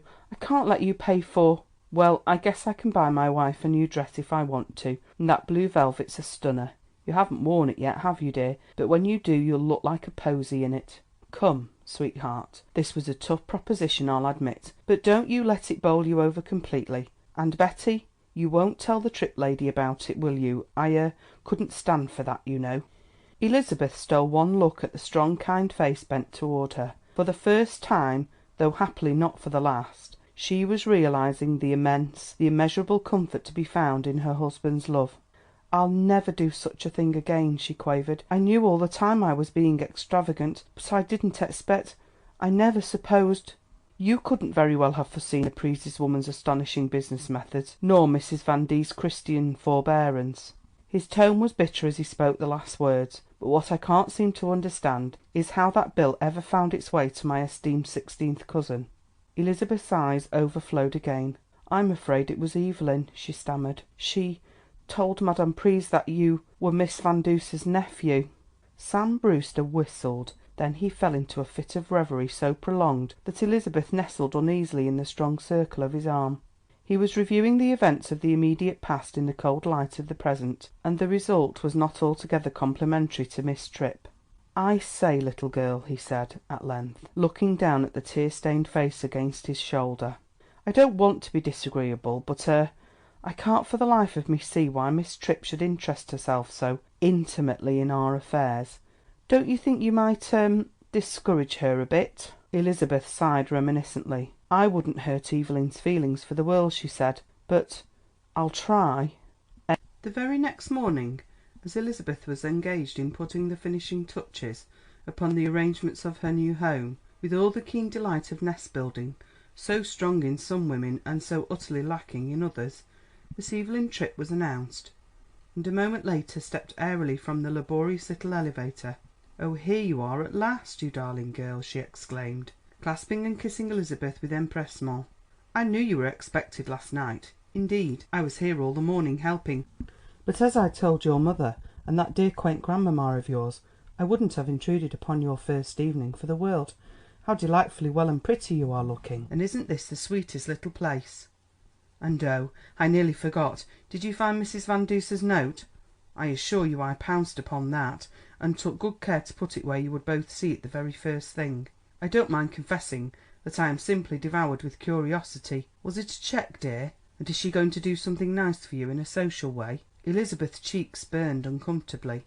"It was only a friendly, at least I am sure she meant it to be a friendly letter. She said so anyway. Sam put it in his pocket and took it away with him," she made haste to add, forestalling the urgent appeal in Miss Tripp's luminous gaze. "Well, I am sure that was most sweet and gracious of Mrs. Van Duser. Didn't you find it so, my dear? So dear of her to personally welcome you to Boston. You will call, of course, as soon as she returns from her country place. She will expect it, I am sure. Such women are most punctilious in their code of social requirements, and you can't be too careful not to offend. You'll forgive me for saying this much, won't you, dear?" Elizabeth was conscious of a distinct sense of displeasure as she met Miss Tripp's anxiously solicitous eyes. "You are very good, Evelyn," she said, "but Sam, Mr. Brewster, thinks it will be best for us not to—" She paused, her candid face suffused with blushes. "I'd prefer not to talk about Mrs. Van Duser, if you please. We don't ever expect to go and see her." The tactful Miss Tripp looked sadly puzzled, but she felt that it would not be the part of wisdom to press the issue for the moment. Her face wreathed itself anew in forgiving smiles as she flitted about the little rooms. "Isn't this the most convenient, cosy little apartment?" she twittered. "I am so glad I was able to secure it for you. I assure you I was obliged to use all of my diplomacy with the agent. And your pretty things do light up the dark corners so nicely. And speaking of corners somehow reminds me, I have found you a perfect treasure of a maid, but you must take her at once. She's a cousin of our Marie, and has always been employed by the best people. She was with Mrs. Paget Smythe last, and I believe she told Marie last night that she would be willing to come to you for only $20 a month, and that's very reasonable, considering the fact that she is willing to do part of the laundry work The towels, sheets and plain things, you know. Expensive. Indeed it's not, dear, for Boston. Why, I could tell you of plenty of people who are glad to pay 25 and put all their laundry out. I'd advise you to engage Anita without delay. Really, you couldn't do better." Elizabeth shook her head. "I mean to do my own work," she said decidedly. "I shall want something to do while Sam is away, and why not this when I like it?" "But you won't like it after a while, my poor child, when the shine is once worn off your new pans and things. And think of your hands! It's absolutely impossible to keep one's nails in any sort of condition, and besides the heat from the gas range is simply ruinous for the complexion. Didn't you know that?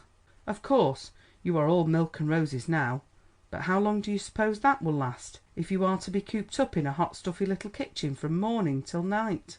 Miss Tripp paused dramatically, her eyes wide with sympathy and apprehension. "But I am sure we oughtn't to afford to keep a maid," demurred Elizabeth in a small weak voice, "so please don't." "Oh, of course it is nothing to me, my dear," said Miss Tripp, and Miss Tripp arose with a justly offended air. "I thought I was doing you a kindness when I asked Anita to call and see you this morning. It will be perfectly easy for you to tell her that you don't care to engage her, but when it comes to affording, I think you can scarcely afford to waste your good looks over a cooking range. It is your duty to your husband to keep yourself young and lovely as long as you possibly can. It is only too easy to lose it all, and then—" Miss Tripp concluded her remarks with a shrug of her shapely shoulders, which aroused the too impressionable Elizabeth to vague alarms. "I am sure," faltered the bride of 2 months, "that Sam would like me just as well even if I——" "Of course you think so, dear. Every woman does till it is too late," observed Miss Tripp plaintively. "I'm sure I hope it will turn out differently in your case, but I could tell you things about some of my married friends that would—well, all I have to say is that I never dared try it. Matrimony, I mean. And if I were in your place—but there, I mustn't meddle. I solemnly promised myself years and years ago that I wouldn't. The trouble with me is that I love my friends too fondly, and I simply cannot endure to see them making mistakes which might so easily have been avoided.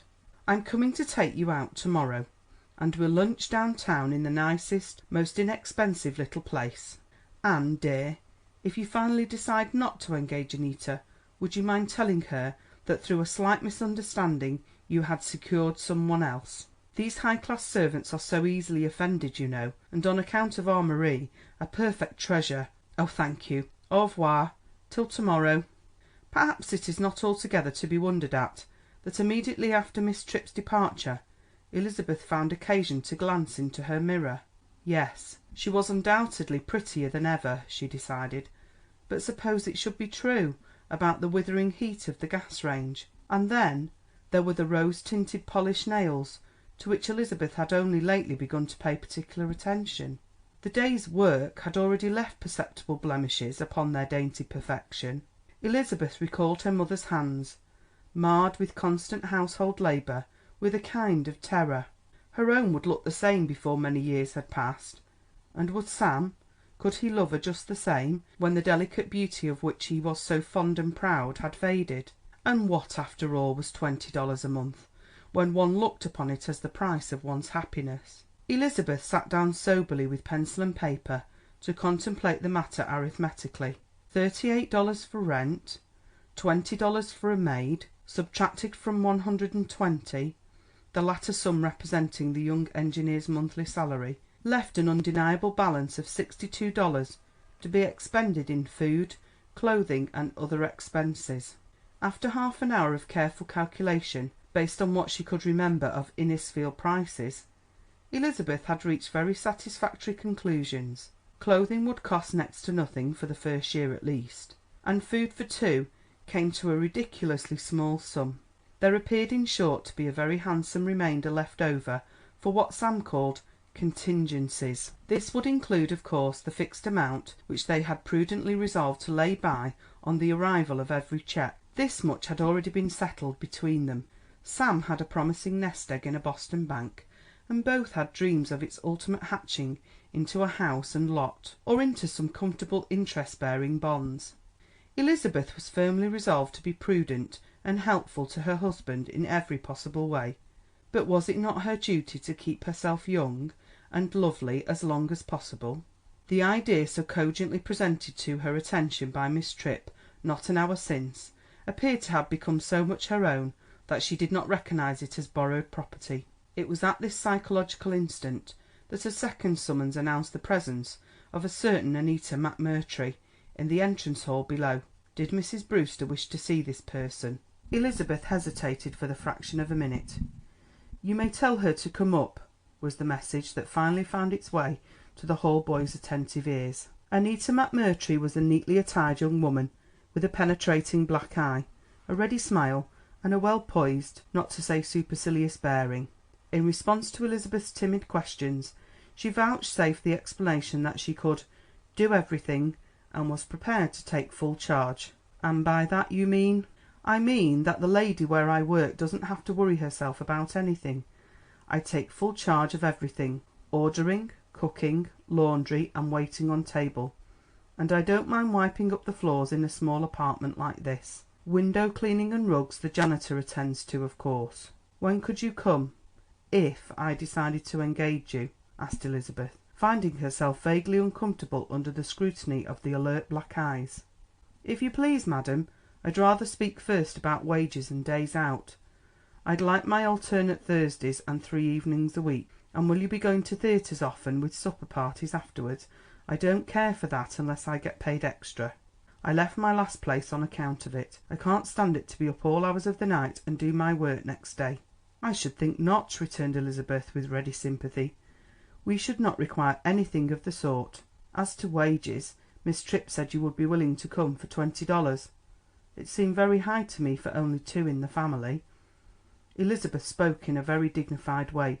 She felt that she appeared quite the experienced housekeeper in the eyes of the maid, who was surveying her with a faint, inscrutable smile. "I never work for a family where there is more than 2," said Miss McMurtry pointedly. "I could make my 35 a month easy if I would. But Miss Tripp must have misunderstood me. 22 was what I said. But you'll find I earn it. I'll come to morrow morning about this time, and thank you kindly, madam." The young woman arose with a proud composure of manner, which put the finishing touch upon the interview, and accomplished her exit with the practised ease of a society woman. "I wonder if I ought to have done it, and what will Sam say?" Elizabeth asked herself, ready to run undignifiedly after the girl, whose retiring footsteps were already dying away down the corridor. But Sam was found to be of the opinion that his Elizabeth had done exactly right. He hadn't thought of hiring a servant, to be sure, but he ought, manifestly, to have been reminded of his omission. It was surely not to be expected that a man's wife should spend her time and strength toiling over his food in a dark little den of a kitchen. No decent fellow would stand for that sort of thing. He wanted his wife to have time to go out, he said, to enjoy herself, to see pictures and hear music. As for the expense, he guessed they could swing it. He was sure to get another rise in salary before long, and much more of the same sort, all of which proved pleasantly soothing to Elizabeth's somewhat disturbed conscience. "I suppose Grandma Carroll would say I was a lazy girl," she sighed. "You didn't marry Grandma Carroll, dear," Sam told her, with a humorous twinkle in his eyes, which Elizabeth thought delightfully witty. Whatever the opinion of the unthinking many on the subject of honest work as related to the happiness of the individual, there can be but one just conclusion as to the effect of continued idleness, whether it be illustrated in the person of the perennially tired gentleman who frequents our back doors at certain seasons of the year, or in the refined woman who has emptied her hands of all rightful activities.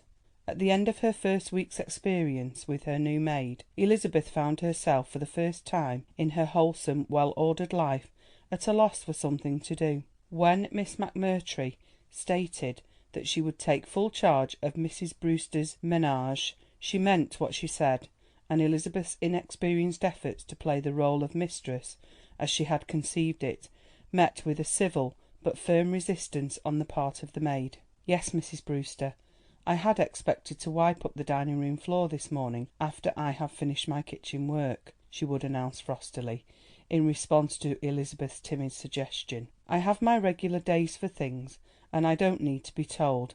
I've already spoken to the janitor's boy about the rugs, and you'll please to leave some money with me to pay him. Just put it on the kitchen dresser. And no, madam, I shall not have time to make an apple pie this morning. I generally order pastry off the baker when it's called for. Yes, Mrs. Brewster, those were baker's rolls you had on the breakfast table. I ordered the man to stop regularly. You prefer home-made bread, you say. I'm sorry, but I never bake. It is quite unnecessary in the city." The young woman's emphasis on the last word delicately conveyed her knowledge of Mrs. Brewster's country origin, and her pitying disapproval of it. Miss Tripp, to whom Elizabeth confided her new perplexities, merely laughed indulgently. "You mustn't interfere if you want Annita to stay with you," she counselled.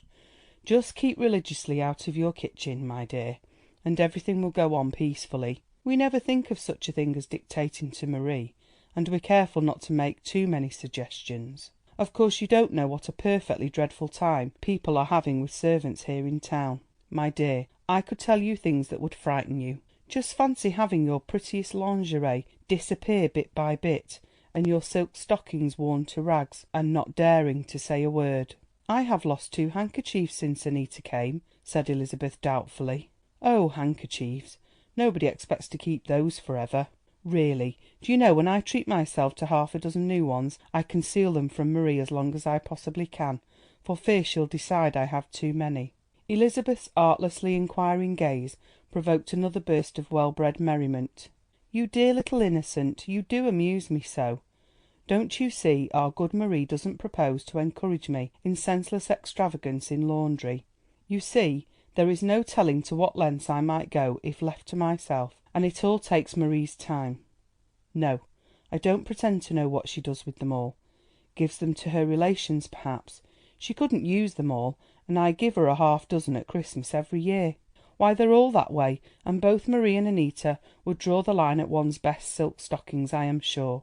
We think Marie perfectly honest. That is to say, I would trust her with everything I have, feeling sure that she would use her discretion in selecting for herself only the things I ought not to want any longer. They know, I can tell you, and they despise parsimonious people who try to make their old things do forever. You may as well make up your mind to it, my dear, and when you are fortunate enough to secure a really good, competent servant like Annita, you mustn't see too much." Just why Elizabeth, upon the heels of this enlightening conversation, should have elected to purchase for herself 2 new handkerchiefs of a somewhat newer pattern than the ones she had lost, was not entirely clear even to herself. There had been a new crisp bill in her purse for a number of weeks, nestling comfortably against the twin gold pieces her father had given her on the day of her wedding. Sam had put it there himself, and had joked with her on her economical habits when he had found it unbroken on what he laughingly called her next pay-day. "Seriously though, little wife of mine, I never want you to be out of money," he had said. "If I am cad enough to forget, you mustn't hesitate to remind me, and you need never feel obliged to tell me what you've done with it." This wasn't the ideal arrangement for either, but neither husband nor wife was aware of it, nor of the fact that in the small, dainty purse which lay open between them lurked a possible danger to their common happiness. Elizabeth had been brought up in the old-fashioned way, her wants supplied by her careful mother, and an occasional pocket-piece by her overworked father, who always referred to the coins transferred from his pocket to her own as money to buy a stick of candy with. The sum represented by the twin gold pieces and the crisp bills appeared to contain unlimited opportunities for enjoyment. A bunch of carnations for the dining table, and a box of bonbons excused the long stroll down Tremont Street, during which Miss Tripp carried on the education of her protégée on subjects urban without interruption. "If I had only thought to stop at the bank this morning," observed Miss Tripp regretfully, "I should simply have insisted upon your lunching with me at Purcell's. Then we might have gone to the matinée afterwards. There is the dearest, brightest little piece on now, Mademoiselle Rosette. You haven't heard it? What a pity. This is the very last matinée. Never mind, dear, I shan't be so thoughtless another day." "But why shouldn't I?" began Elizabeth tardily. Then with a deep blush, "I have plenty of money with me, and I should be so happy if you would lunch with me, and—" "My dear, I couldn't think of it. "I mustn't allow you to be extravagant," demurred Miss Tripp. But in the end she yielded prettily, and Elizabeth forthwith tasted a new pleasure, which is irresistibly alluring to most generous women. That evening at dinner her eyes were so bright and her laughing mouth so red that her young husband surveyed her with new admiration. "What did you find to amuse you to day in this big dull town?" he wanted to know. "It isn't dull at all, Sam, and I've had the loveliest time with Evelyn," she told him, and added a spirited account of the opera, seen with the unjaded eyes of the country-bred girl. "I've never had an opportunity to go to theatres and operas before," she concluded, "and Evelyn thinks I ought to see all the best things as a matter of education." "I think so too," beamed the unselfish Sam, "and I hope you'll go often now that you have the chance." "I may as well, I suppose, now that I have Annita," Elizabeth said. "It's dreadfully dull here at home when you are gone. I've nothing to do at all." Sam pinched her pink ear gently as the two strolled away from the table. "How does the new kitchen mechanic suit you?" he asked. The meat had been overdone, the vegetables watery, and the coffee of an indifferent colour and flavour, he thought privately. "Why, she seems to know exactly what to do and when to do it," Elizabeth said rather discontentedly, "and she's very neat. But did you like that custard, Sam? I thought it was horrid. I'm sure she didn't strain it, and it was cooked too much." "Since you put it to me so pointedly, I'm bound to confess that the present incumbent isn't a patch on the last lady who cooked for me," confessed her husband, laughing at the puzzled look in her eyes. "Oh, you mean me. I'm glad you like my cooking, Sam. I should feel dreadfully if you didn't. But about Annita, I'm afraid she won't allow me to teach her any of the things I know. And when I said I meant to make a sponge cake this morning, she said she was going to use the oven. But she wasn't, for I went out and looked afterward. Then she said right out that she wasn't used to having ladies in her kitchen, and that it made her nervous." Commented the mere man. "You'd better ask your father to prescribe for the young person, and in the meanwhile I should frequent her kitchen till she had gradually accustomed herself to the idea." "She would leave if I did that, Sam." "There are others." "Not like Annita," objected Elizabeth, with the chastened air of a three-dimensioned experience. "You've no idea of the dreadful times people have with servants here in Boston. And, really, one oughtn't to expect an angel to work in one's kitchen for $22 a month. Do you think so, Sam?" Her uplifted eyes and earnest lips and rose-tinted cheeks were so altogether charming as she propounded this somewhat absurd question that Sam said, "Speaking of angels puts me in mind of the fact that I have one right in hand, and much more of the good, old-fashioned nonsense which makes the heart beat quicker and the eyes glow and sparkle with unreasoning joy when the heart is young." Half an hour had passed in this agreeable manner when Elizabeth bethought herself to ask, "What had I better do about the butchers' and grocers' slips, Sam dear? Annita says that in all the places where she has worked they always run bills, but if we aren't to do that, and we're not, you know." "We agreed that, Elizabeth." "Yes, of course, but Annita brought me several when I came in to day. I had forgotten all about them. Do you think I ought to stay at home every day till after the butcher and the grocer and the baker have been? Sometimes they don't call till after 12 o'clock." This was manifestly absurd, and he said so emphatically. The result of his subsequent cogitations was an order to Annita to leave the slips on his desk where they would be attended to each evening. "Mind," he said, "I don't want Mrs. Brewster annoyed with anything of the sort." "Indeed, sir, I can see that Mrs. Brewster has not been used to being worried about anything, and no more she ought," the young woman had replied with an air of respectful affection for her mistress, which struck Sam as being no less than admirable. It materially assisted him in his efforts to swallow Annita's muddy coffee of a morning and her leaden puddings at night. All this while Elizabeth light-heartedly entered upon what Miss Tripp was pleased to call her first Boston season. There was so much to be learned, so much to see, so much to be seen, so much to enjoy, and the new gowns and hats and gloves were so exactly the thing for the matinées, teas, card parties, and luncheons to which she found herself asked with unlooked-for cordiality. She could hardly have been expected to know that her open sesame to even this circle without a circle consisted in a low-voiced allusion to the side really remote Mrs. Van Duser, a connection by marriage, my dear. It was on a stormy afternoon in late February when Dr. North, unannounced and disdaining the noisy little elevator, climbed the 3 flights of stairs to his daughter's apartment and tapped lightly on the corridor door. His summons was answered by an alert young woman in a frilled cap and apron. Mrs. Brewster was giving a luncheon, she informed him, and could see no one. "But I am Mrs. Brewster's father, and she'll want to see me," the good doctor had insisted, sniffing delicately at the odours of salad and coffee which floated out to him from the gingerly opened door. "Go tell your mistress that Dr. North is here and would like to see her." In another minute a fashionable little figure in palest rose colour had thrown 2 pretty lace-clad arms about his neck. "Oh, you dear, old darling daddy, why didn't you let me know you were coming? Now I've this luncheon party with bridge after it, and I can't. But you must come in and wait. I'll tuck you away somewhere, in my bedroom or—" "I can't stay, Bess, at least not long. I've a consultation at the hospital at 3. But I'll tell you, I'll be back at 5. How will that do? I've a message from your mother and—" Elizabeth shrugged her shoulders distractedly. "They won't go a minute before 6, she said. But come then to dinner. Be sure now." The doctor was hungry. He had had no lunch, and despite the warmth of his welcome there was a perceptible chill about his ageing heart as he slowly made his way down the stairs. "I'm afraid I'll not be able to make it," he told himself. "My train goes at 6:50, and bless me, I've just time for a bite at a restaurant before I'm due at the hospital." A loving letter from his daughter followed Dr. North to Innisfield. In it Elizabeth had described her disappointment in not being able to see more of her darling daddy.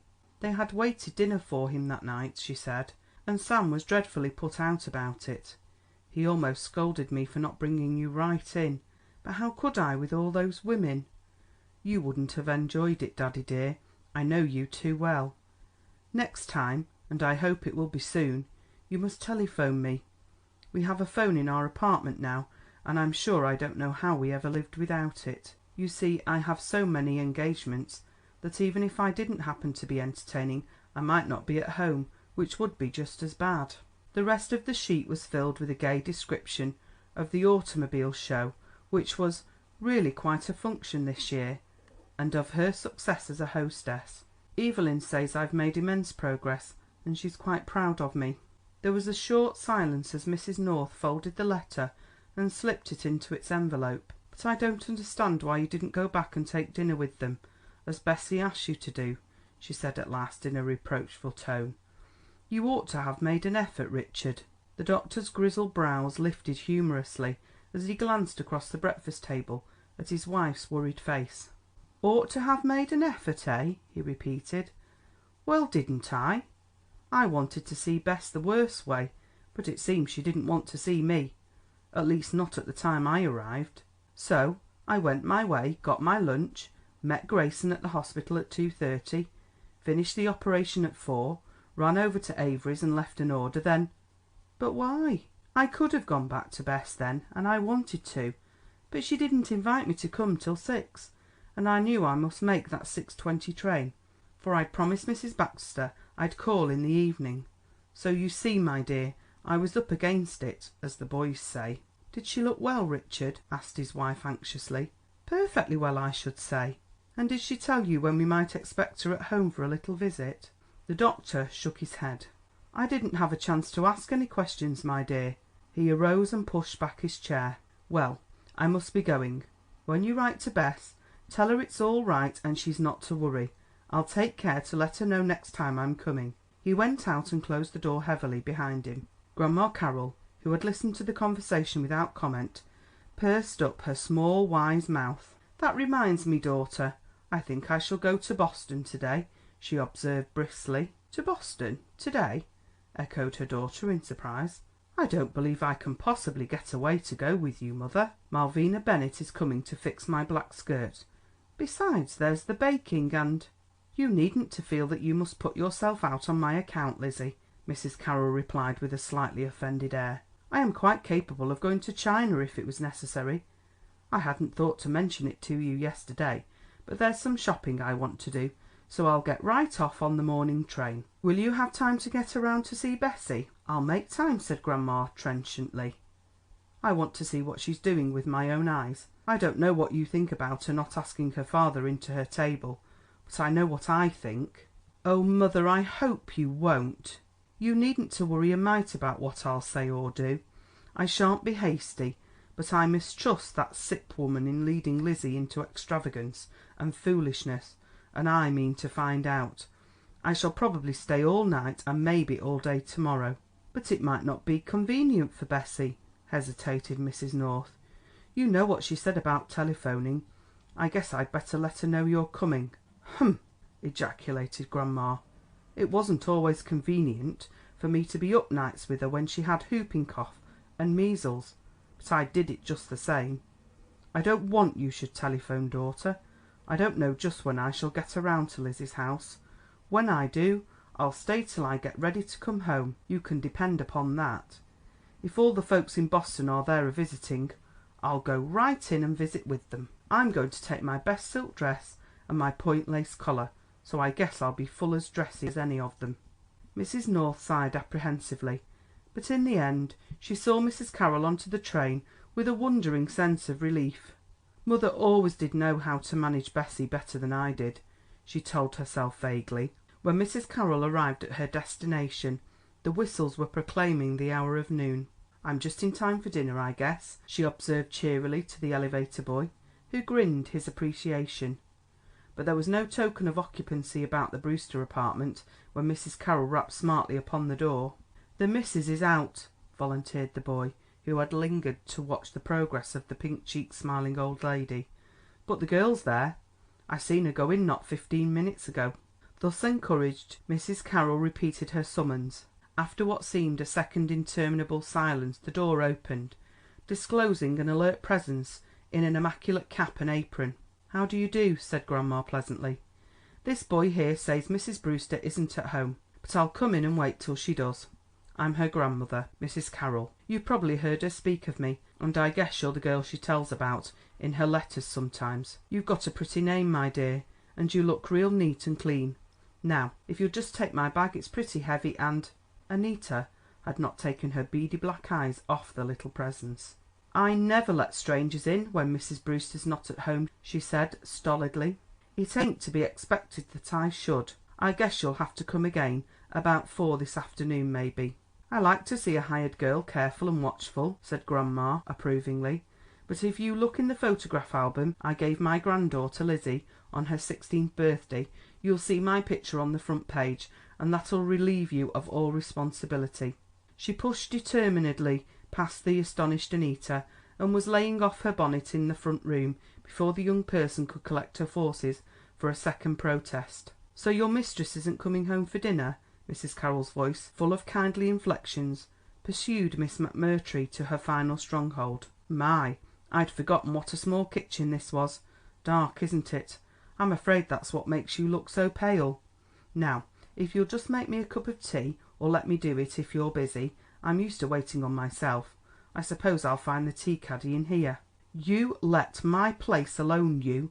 hissed Annita, livid with rage, as Grandma Carroll laid her hand on the door of the cupboard. But she was too late. The open door disclosed a large frosted cake, a heap of delicately browned rolls, and a roasted chicken. "Well, well, your cooking looks very nice indeed. I suppose you're expecting company. But if you can spare me one of those tasty rolls, I shall make out nicely with the tea. Be sure and have it hot, my dear."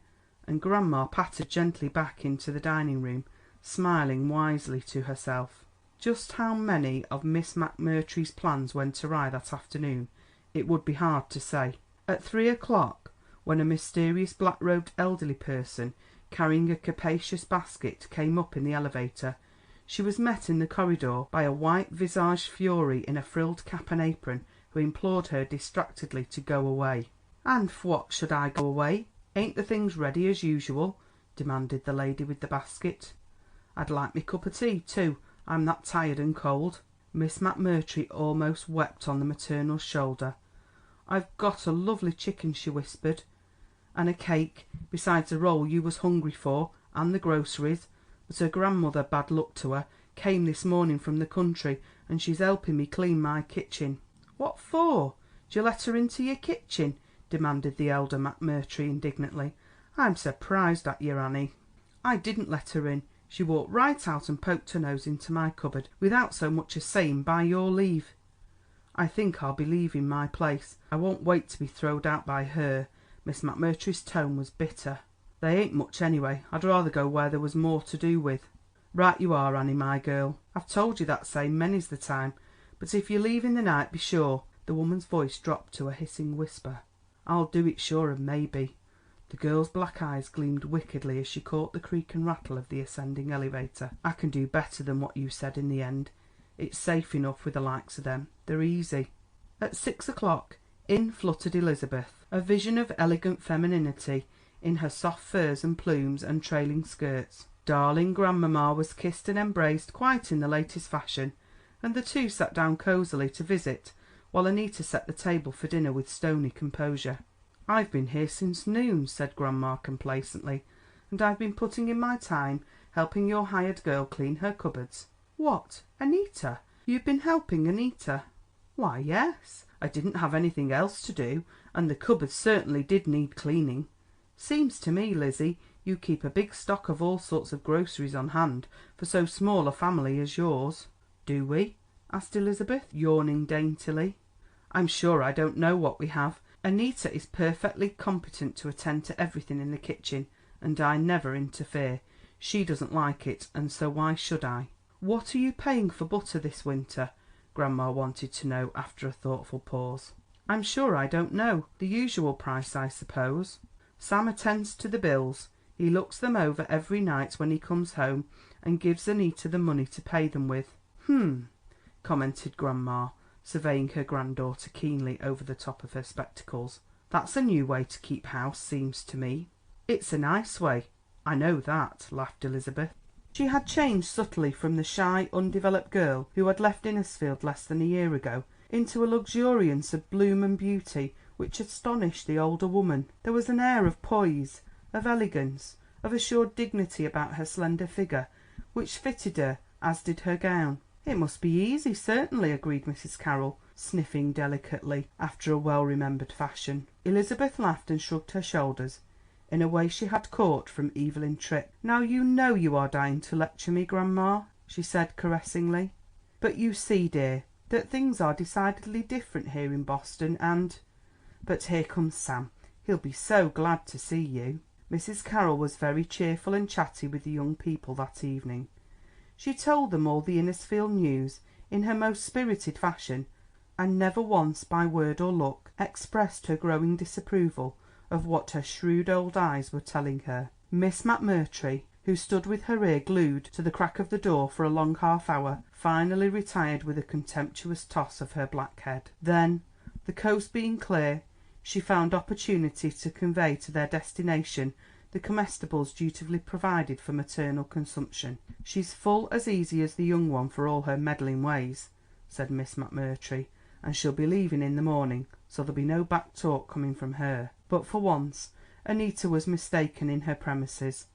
Mrs. Carroll, it is true, made no immediate reference to the disclosures afforded by her daring invasion of the kitchen fastnesses, nor did she even remotely allude to the probable date of her departure for Innisfield. "I don't want you should make company of me, Lizzie," she said pleasantly, "or put yourself out a mite.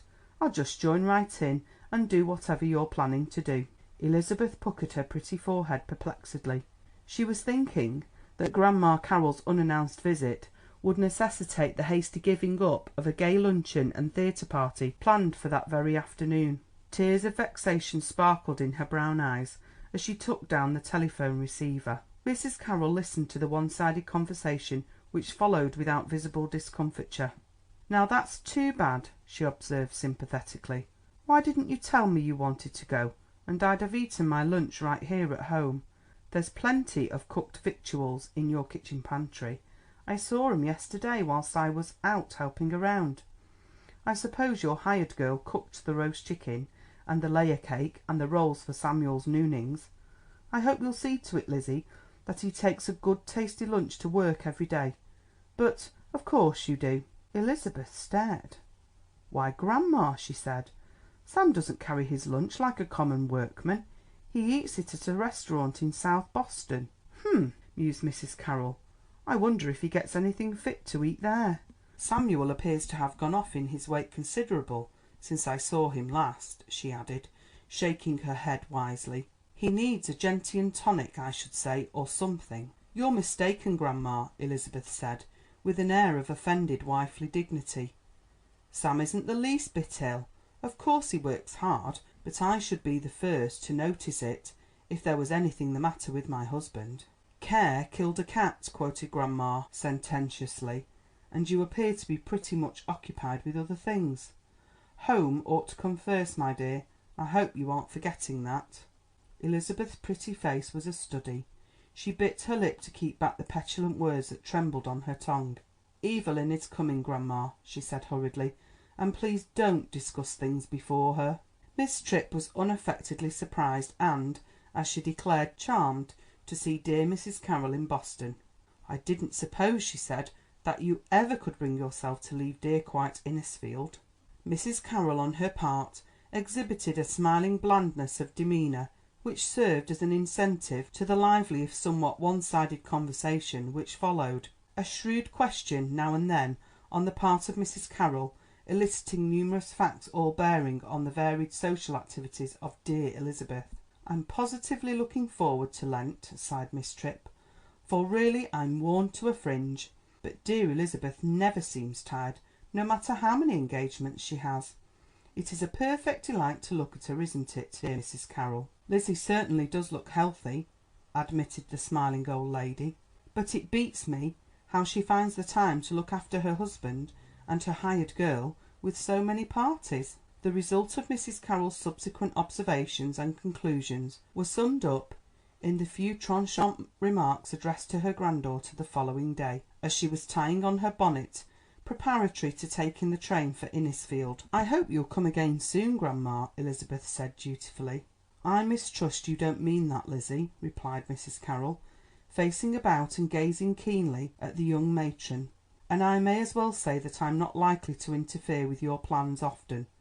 I like my own bed and my own rocking chair too well to be going about the country much. But I couldn't make out from what your father said just what the matter was." Elizabeth shrugged her shoulders with a pretty air of forbearance. "I was awfully sorry about Daddy," she murmured, "but I don't see how I could have done anything else under the circumstances." "Well, I do," said Grandma Carroll severely. She buttoned her gloves energetically as she went on in no uncertain tones.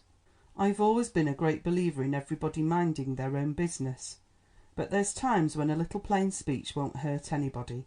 Things aren't going right in your house, Lizzie. I can see that without half looking. I warn you to keep an eye on your kitchen pantry. I mistrust there's a leak there." "I trust Annita perfectly," said Elizabeth, her round chin tilted aggressively, "and I'm sure I ought to know by this time." "I agree with you there, Lizzie. You ought to know, but you don't. That girl is carrying things out of your kitchen as fast as the grocer and the butcher can bring them in. I don't think you can afford to let her spend your husband's money as she pleases, and that is what it amounts to, the way you're managing now." "But, grandma," protested Elizabeth, "Sam looks over every one of the bills himself before he pays them." "It isn't your husband's place to do your work and his own too, my dear." Elizabeth hung her head, her face flaming with angry colour. "You've been brought up to be a sensible, industrious, economical woman," pursued Mrs. Carroll earnestly, "but from what that Tipp girl said yesterday, I should imagine you'd taken leave of your senses. What does Samuel say to your spending so much money and being out so constant?" He likes to have me have a good time." "Well, I'll lose my guess if he's having one," said grandma pointedly. "Samuel looked worried to death last night when Terita brought in the bills, and I took notice he didn't eat scarcely anything at dinner. For that matter, I didn't myself. There wasn't a thing on the table cooked properly. Now, Lizzie, I've said my say, and I'm going." She kissed her granddaughter heartily. "Take time to think it over, child, and mind you don't tell the Fripp girl what I've said. She could talk a bird off a bush without a bit of trouble." "I wonder if everybody gets as queer and unreasonable as grandma when they are old," mused Elizabeth, as she picked her way daintily through the sloppy streets. "I'm sure I hope I shan't. Of course Sammy's all right. I guess he'd tell me the very first thing if he wasn't." Nevertheless, Mrs. Carroll's significant words had left an unpleasant echo in her mind which haunted her at intervals all day. Under its influence she made a bold incursion into her kitchen after a luncheon of chipped beef, dry toast, and indifferent baker's cake. "Have we any cold chicken, Annita?" she asked hesitatingly.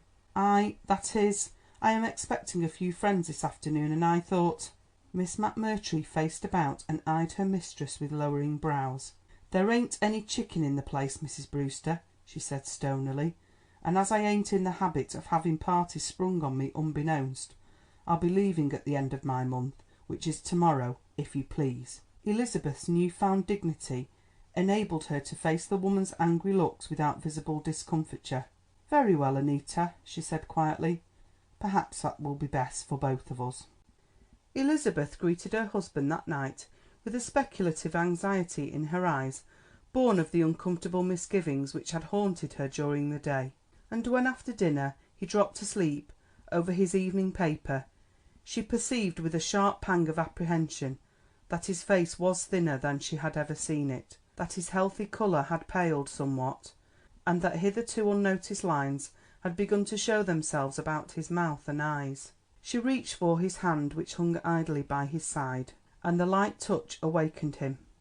"Oh, Sam," she began, "Grandma Carroll insisted upon it that you were looking ill, and I wanted to see if you had any fever. Working over there in that unhealthy part of town you might have caught something." "Who told you it was unhealthy?" he wanted to know.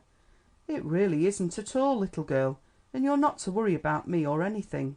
At just what point in his career Samuel Brewster had acquired the quixotic idea that a woman, and particularly a young and beautiful woman, should not be allowed to taste the smallest drop of the world's bitterness, he could not have explained.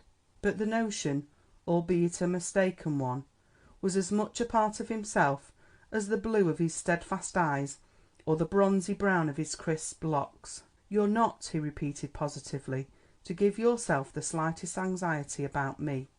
I never felt better in my life," and he smiled determinedly. "But, Sam dear, I shall be obliged to worry if you are going to be ill, or if," a misty light breaking in upon her confused thoughts, "you are keeping anything from me that I ought to know. I've been thinking about it all day, and I've been wondering if—" she lowered her voice cautiously. "Annita is perfectly reliable. I've always thought so till to day. Anyway, she's going to leave to morrow, and you'll be obliged to go back to my cooking for a while till I can get someone else." The somewhat vague explanations which followed called for an examination of grocers' and butchers' accounts, and the two heads were bent so closely over the parti-coloured slips that neither heard the hasty preparations for departure going on in the rear. "It looks to me as if our domestic has been spoiling the Egyptians," hazarded Sam, after half an hour of unsatisfactory work. "But I really don't know how much meat, groceries, and stuff we ought to be using." "I might have found out," murmured Elizabeth contritely. "I've just gone on enjoying myself like a child, and I'm afraid I've spent too much money. I haven't kept any count." Her husband glanced at her pretty worried face with a frown of perplexity and annoyance between his honest eyes. "The fact is, Betty," he burst out, "a poor man has no business to marry and make a woman uncomfortable and unhappy. You haven't spent but a trifle, dear, and all on the simplest, most innocent pleasures, yet it does count up so confoundedly. I wanted you to have a good time, dear, and I couldn't bear—" He dropped into a chair and thrust his hands deep into his pockets. "Then we have been spending too much on contingencies. Why didn't you tell me before?" He bit his lip. "We've spent nearly every dollar of our reserve, Betty," he said slowly, "and this month, I'm afraid, I don't see how I am going to meet all of the bills." "Oh, Sam!" gasped Elizabeth, turning pale. A voice from the softly opened kitchen door broke in upon this crucial conversation. "You'll please to excuse me, Mrs. Brewster, but I've had word that my mother is sick, and I'll have to be leaving at once. My month's up in the morning anyway, and I hope you'll not mind paying me my wages to-night." Her lip curled scornfully as she glanced at the tradesmen's slips scattered on the table. Miss McMurtry openly despised people who, as she expressed it, were always trying to save a copper cent on their meat and groceries. She herself felt quite above such economies.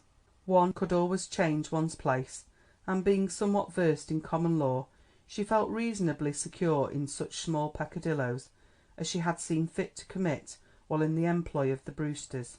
"I should like to ask you a few questions first about these accounts," said the inexperienced head of the house sternly. "How does it happen that you ordered 15 pounds of sugar, 7 pounds of butter, and 2 of coffee last week? Surely Mrs. Brewster and I never consumed such an amount of provisions as I see we have paid for." Miss McMurtry's elbows vibrated slightly. "I only ordered what was needed, sir," she replied in a high shrill voice. "Sure, you told me yourself not to bother the madam." "I did tell you that, I know. I thought you were to be trusted, but that doesn't look like it." A fearsome change came over the countenance of the respectable young person in the frilled apron. "Are you meaning to insinuate that I took them groceries?" she demanded fiercely. "I'll ask you to prove that same. Prove it, I say. It's a lie, and I'd be willing to swear to it in a court of justice. That's what comes of me working for poor folks that can't pay their bills." Miss McMurtry swung about on her heels and included Elizabeth in the lightning of her gaze. "I come here to accommodate her, thinking she was a perfect lady, and I've slaved night and day in her kitchen, trying my best to please her, and this is what I gets for it. But you can't take my character away that easy. I've the best of references, and I'll trouble you for my wages, if you can pay 'em. If not, there's ways I can collect them." "Pay her, Sam, and let her go, do," begged Elizabeth in a frightened whisper. "I ought not to pay the girl, I'm sure of that. But to save you further annoyance, my dear," he counted out $22 and pushed the little pile of bills across the table. "Take it," he said peremptorily, "and go." The two gazed at each other in silence, while the loud tramping footsteps of the erstwhile gentle and noiseless Annita sounded in the rear. Then, when a violent and expressive bang of the kitchen door announced the fact that their domestic had finally shaken off the dust of her departure against them, Elizabeth burst into a relieved laugh. She came presently and perched on her husband's knee. "Sam, dear," she murmured, "it is all my fault, every bit of it." "No, don't contradict me nor interrupt, please. We can't afford to go on this way, and we're not going to. We'll begin over again just as we meant to before I—" She paused, while a flood of shamed colour swept over her drooped face. "Tried to be fashionable. It isn't really so very much fun to go to card parties and teas and luncheons, and I don't care a bit about it at all, especially if it is going to cost us too much, and I can see that it has already." All her newly acquired graces and affectations dropped away as she spoke, and her husband saw the sweet, womanly soul he had loved and longed for in the beginning looking out of her brown eyes. He kissed her thankfully, almost solemnly. "Dear Betty," he whispered. "Couldn't we go away from this place?" she went on after a while. "It isn't very pleasant, is it? And I'm almost ashamed to say it, but Evelyn Tripp has such a way of making things look different to one. What she says sounds so sensible that I can't, at least I haven't done as I intended, in hardly anything. There's a little red cottage to let, with a pocket handkerchief lawn in front, and room for a garden behind, not half a mile from where we are working," Sam told her. "But I haven't mentioned it, because it's a long way to Tremont Street, and Evelyn—" His blue eyes were full of the laughing light she had missed vaguely for more weeks than she cared to remember. "Let's engage it to morrow," exclaimed Elizabeth. "Why, Sam dear, we could have roses and strawberries and all sorts of fun out there." When, after missing her friend for several days, Miss Tripp called at the Brewster apartment, she was astonished beyond measure to find her dearest Elizabeth busy packing some last trifles, while several brawny men were engaged in taking away the furniture. "My dear," she exclaimed, "what are you doing?" "We're moving," said Elizabeth tranquilly. "You know I never cared particularly for this apartment. The rooms are so dark and unpleasant. Besides, the rent is too high for us." "But where?" "I was just going to tell you. We've taken a little house away over near the new waterworks." Then, as Miss Tripp's eyebrows and shoulders expressed a surprise bordering on distraction, "I felt that it would be better for us both to be nearer Sam's work. He can come home to luncheon now, and we shall like that immensely." "But you're going out of the world. Do you realise that, my dear?" And just as you were beginning to be known, too. And when I've tried so hard to—" Miss Tripp's voice broke and she touched her eyelids delicately with her handkerchief. "Oh, why didn't you consult me before taking such an irrevocable step? I'm sure I could have persuaded you to change your mind." Elizabeth opened her lips to reply, then she hesitated at the sight of Evelyn's wan face, whereon the lavishly applied rice powder failed to conceal the traces of the multiplied fatigues and disappointments of a purely artificial life. "You'll be glad you didn't try to make me change my mind when you see our house," she said gaily. "It has all been painted and papered, and everything about the place is as fresh and sunny and delightful as this place is dark and dingy and disagreeable. Only think, Evelyn, there is a real fireplace in the living room, where we are going to burn real wood of an evening, and the bay window in the dining room looks out on a grass plot bordered with rose bushes." "But the neighbourhood, dear," wailed Evelyn. "Only think what a social Sahara you are going into." "I don't know about that," Elizabeth told her calmly. "Several of the engineers who are working with Sam live near with their families, and Sam thinks we are going to enjoy it immensely. He is so glad we are going." Evelyn had folded her hands in her lap and sat looking hopelessly about the dismantled rooms. "You don't seem to think about me, Betty," she said after a while. I'm going to miss you terribly." Tears shone in her faded eyes and her voice trembled. Elizabeth's warm heart was touched. "You've been very good to me, Evelyn," she said. "I shall never forget all that I've learned from you. But we're really not going out of the world, and you shall come and see us whenever you will, and by we shall have strawberries and roses to offer you." The roses on the tiny lawn, of which Sam had spoken, were in full bud, and Elizabeth was searching eagerly for the first streak of pink in the infant blossoms, when she was surprised by the sight of an imposing equipage drawing up at the curb. The fat black horses pawed the gravel disdainfully, shaking their jingling harness, as the liveried footman dismounted from his perch and approached the mistress of the house. "I beg pardon, miss," he said loftily, "but can you tell me where Mrs. Samuel Brewster lives?" "I am Mrs. Brewster," Elizabeth told him, whereupon the man presented a card with an air of haughty humility.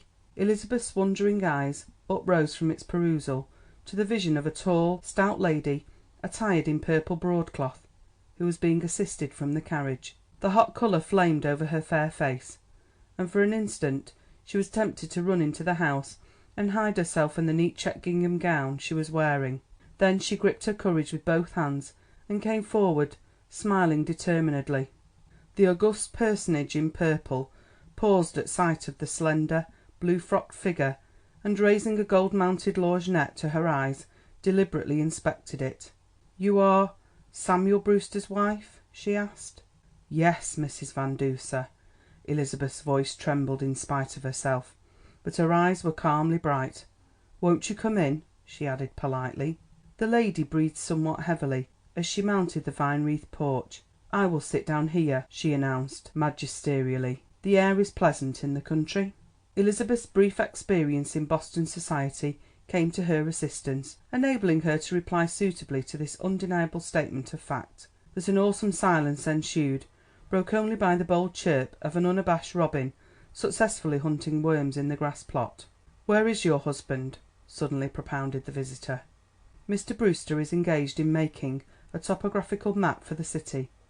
I do not know exactly where he is this afternoon," replied Elizabeth, her colour paling. Then rising as she recalled the too well remembered words of Mrs. Van Duser's late communication, "Did you wish to see him?"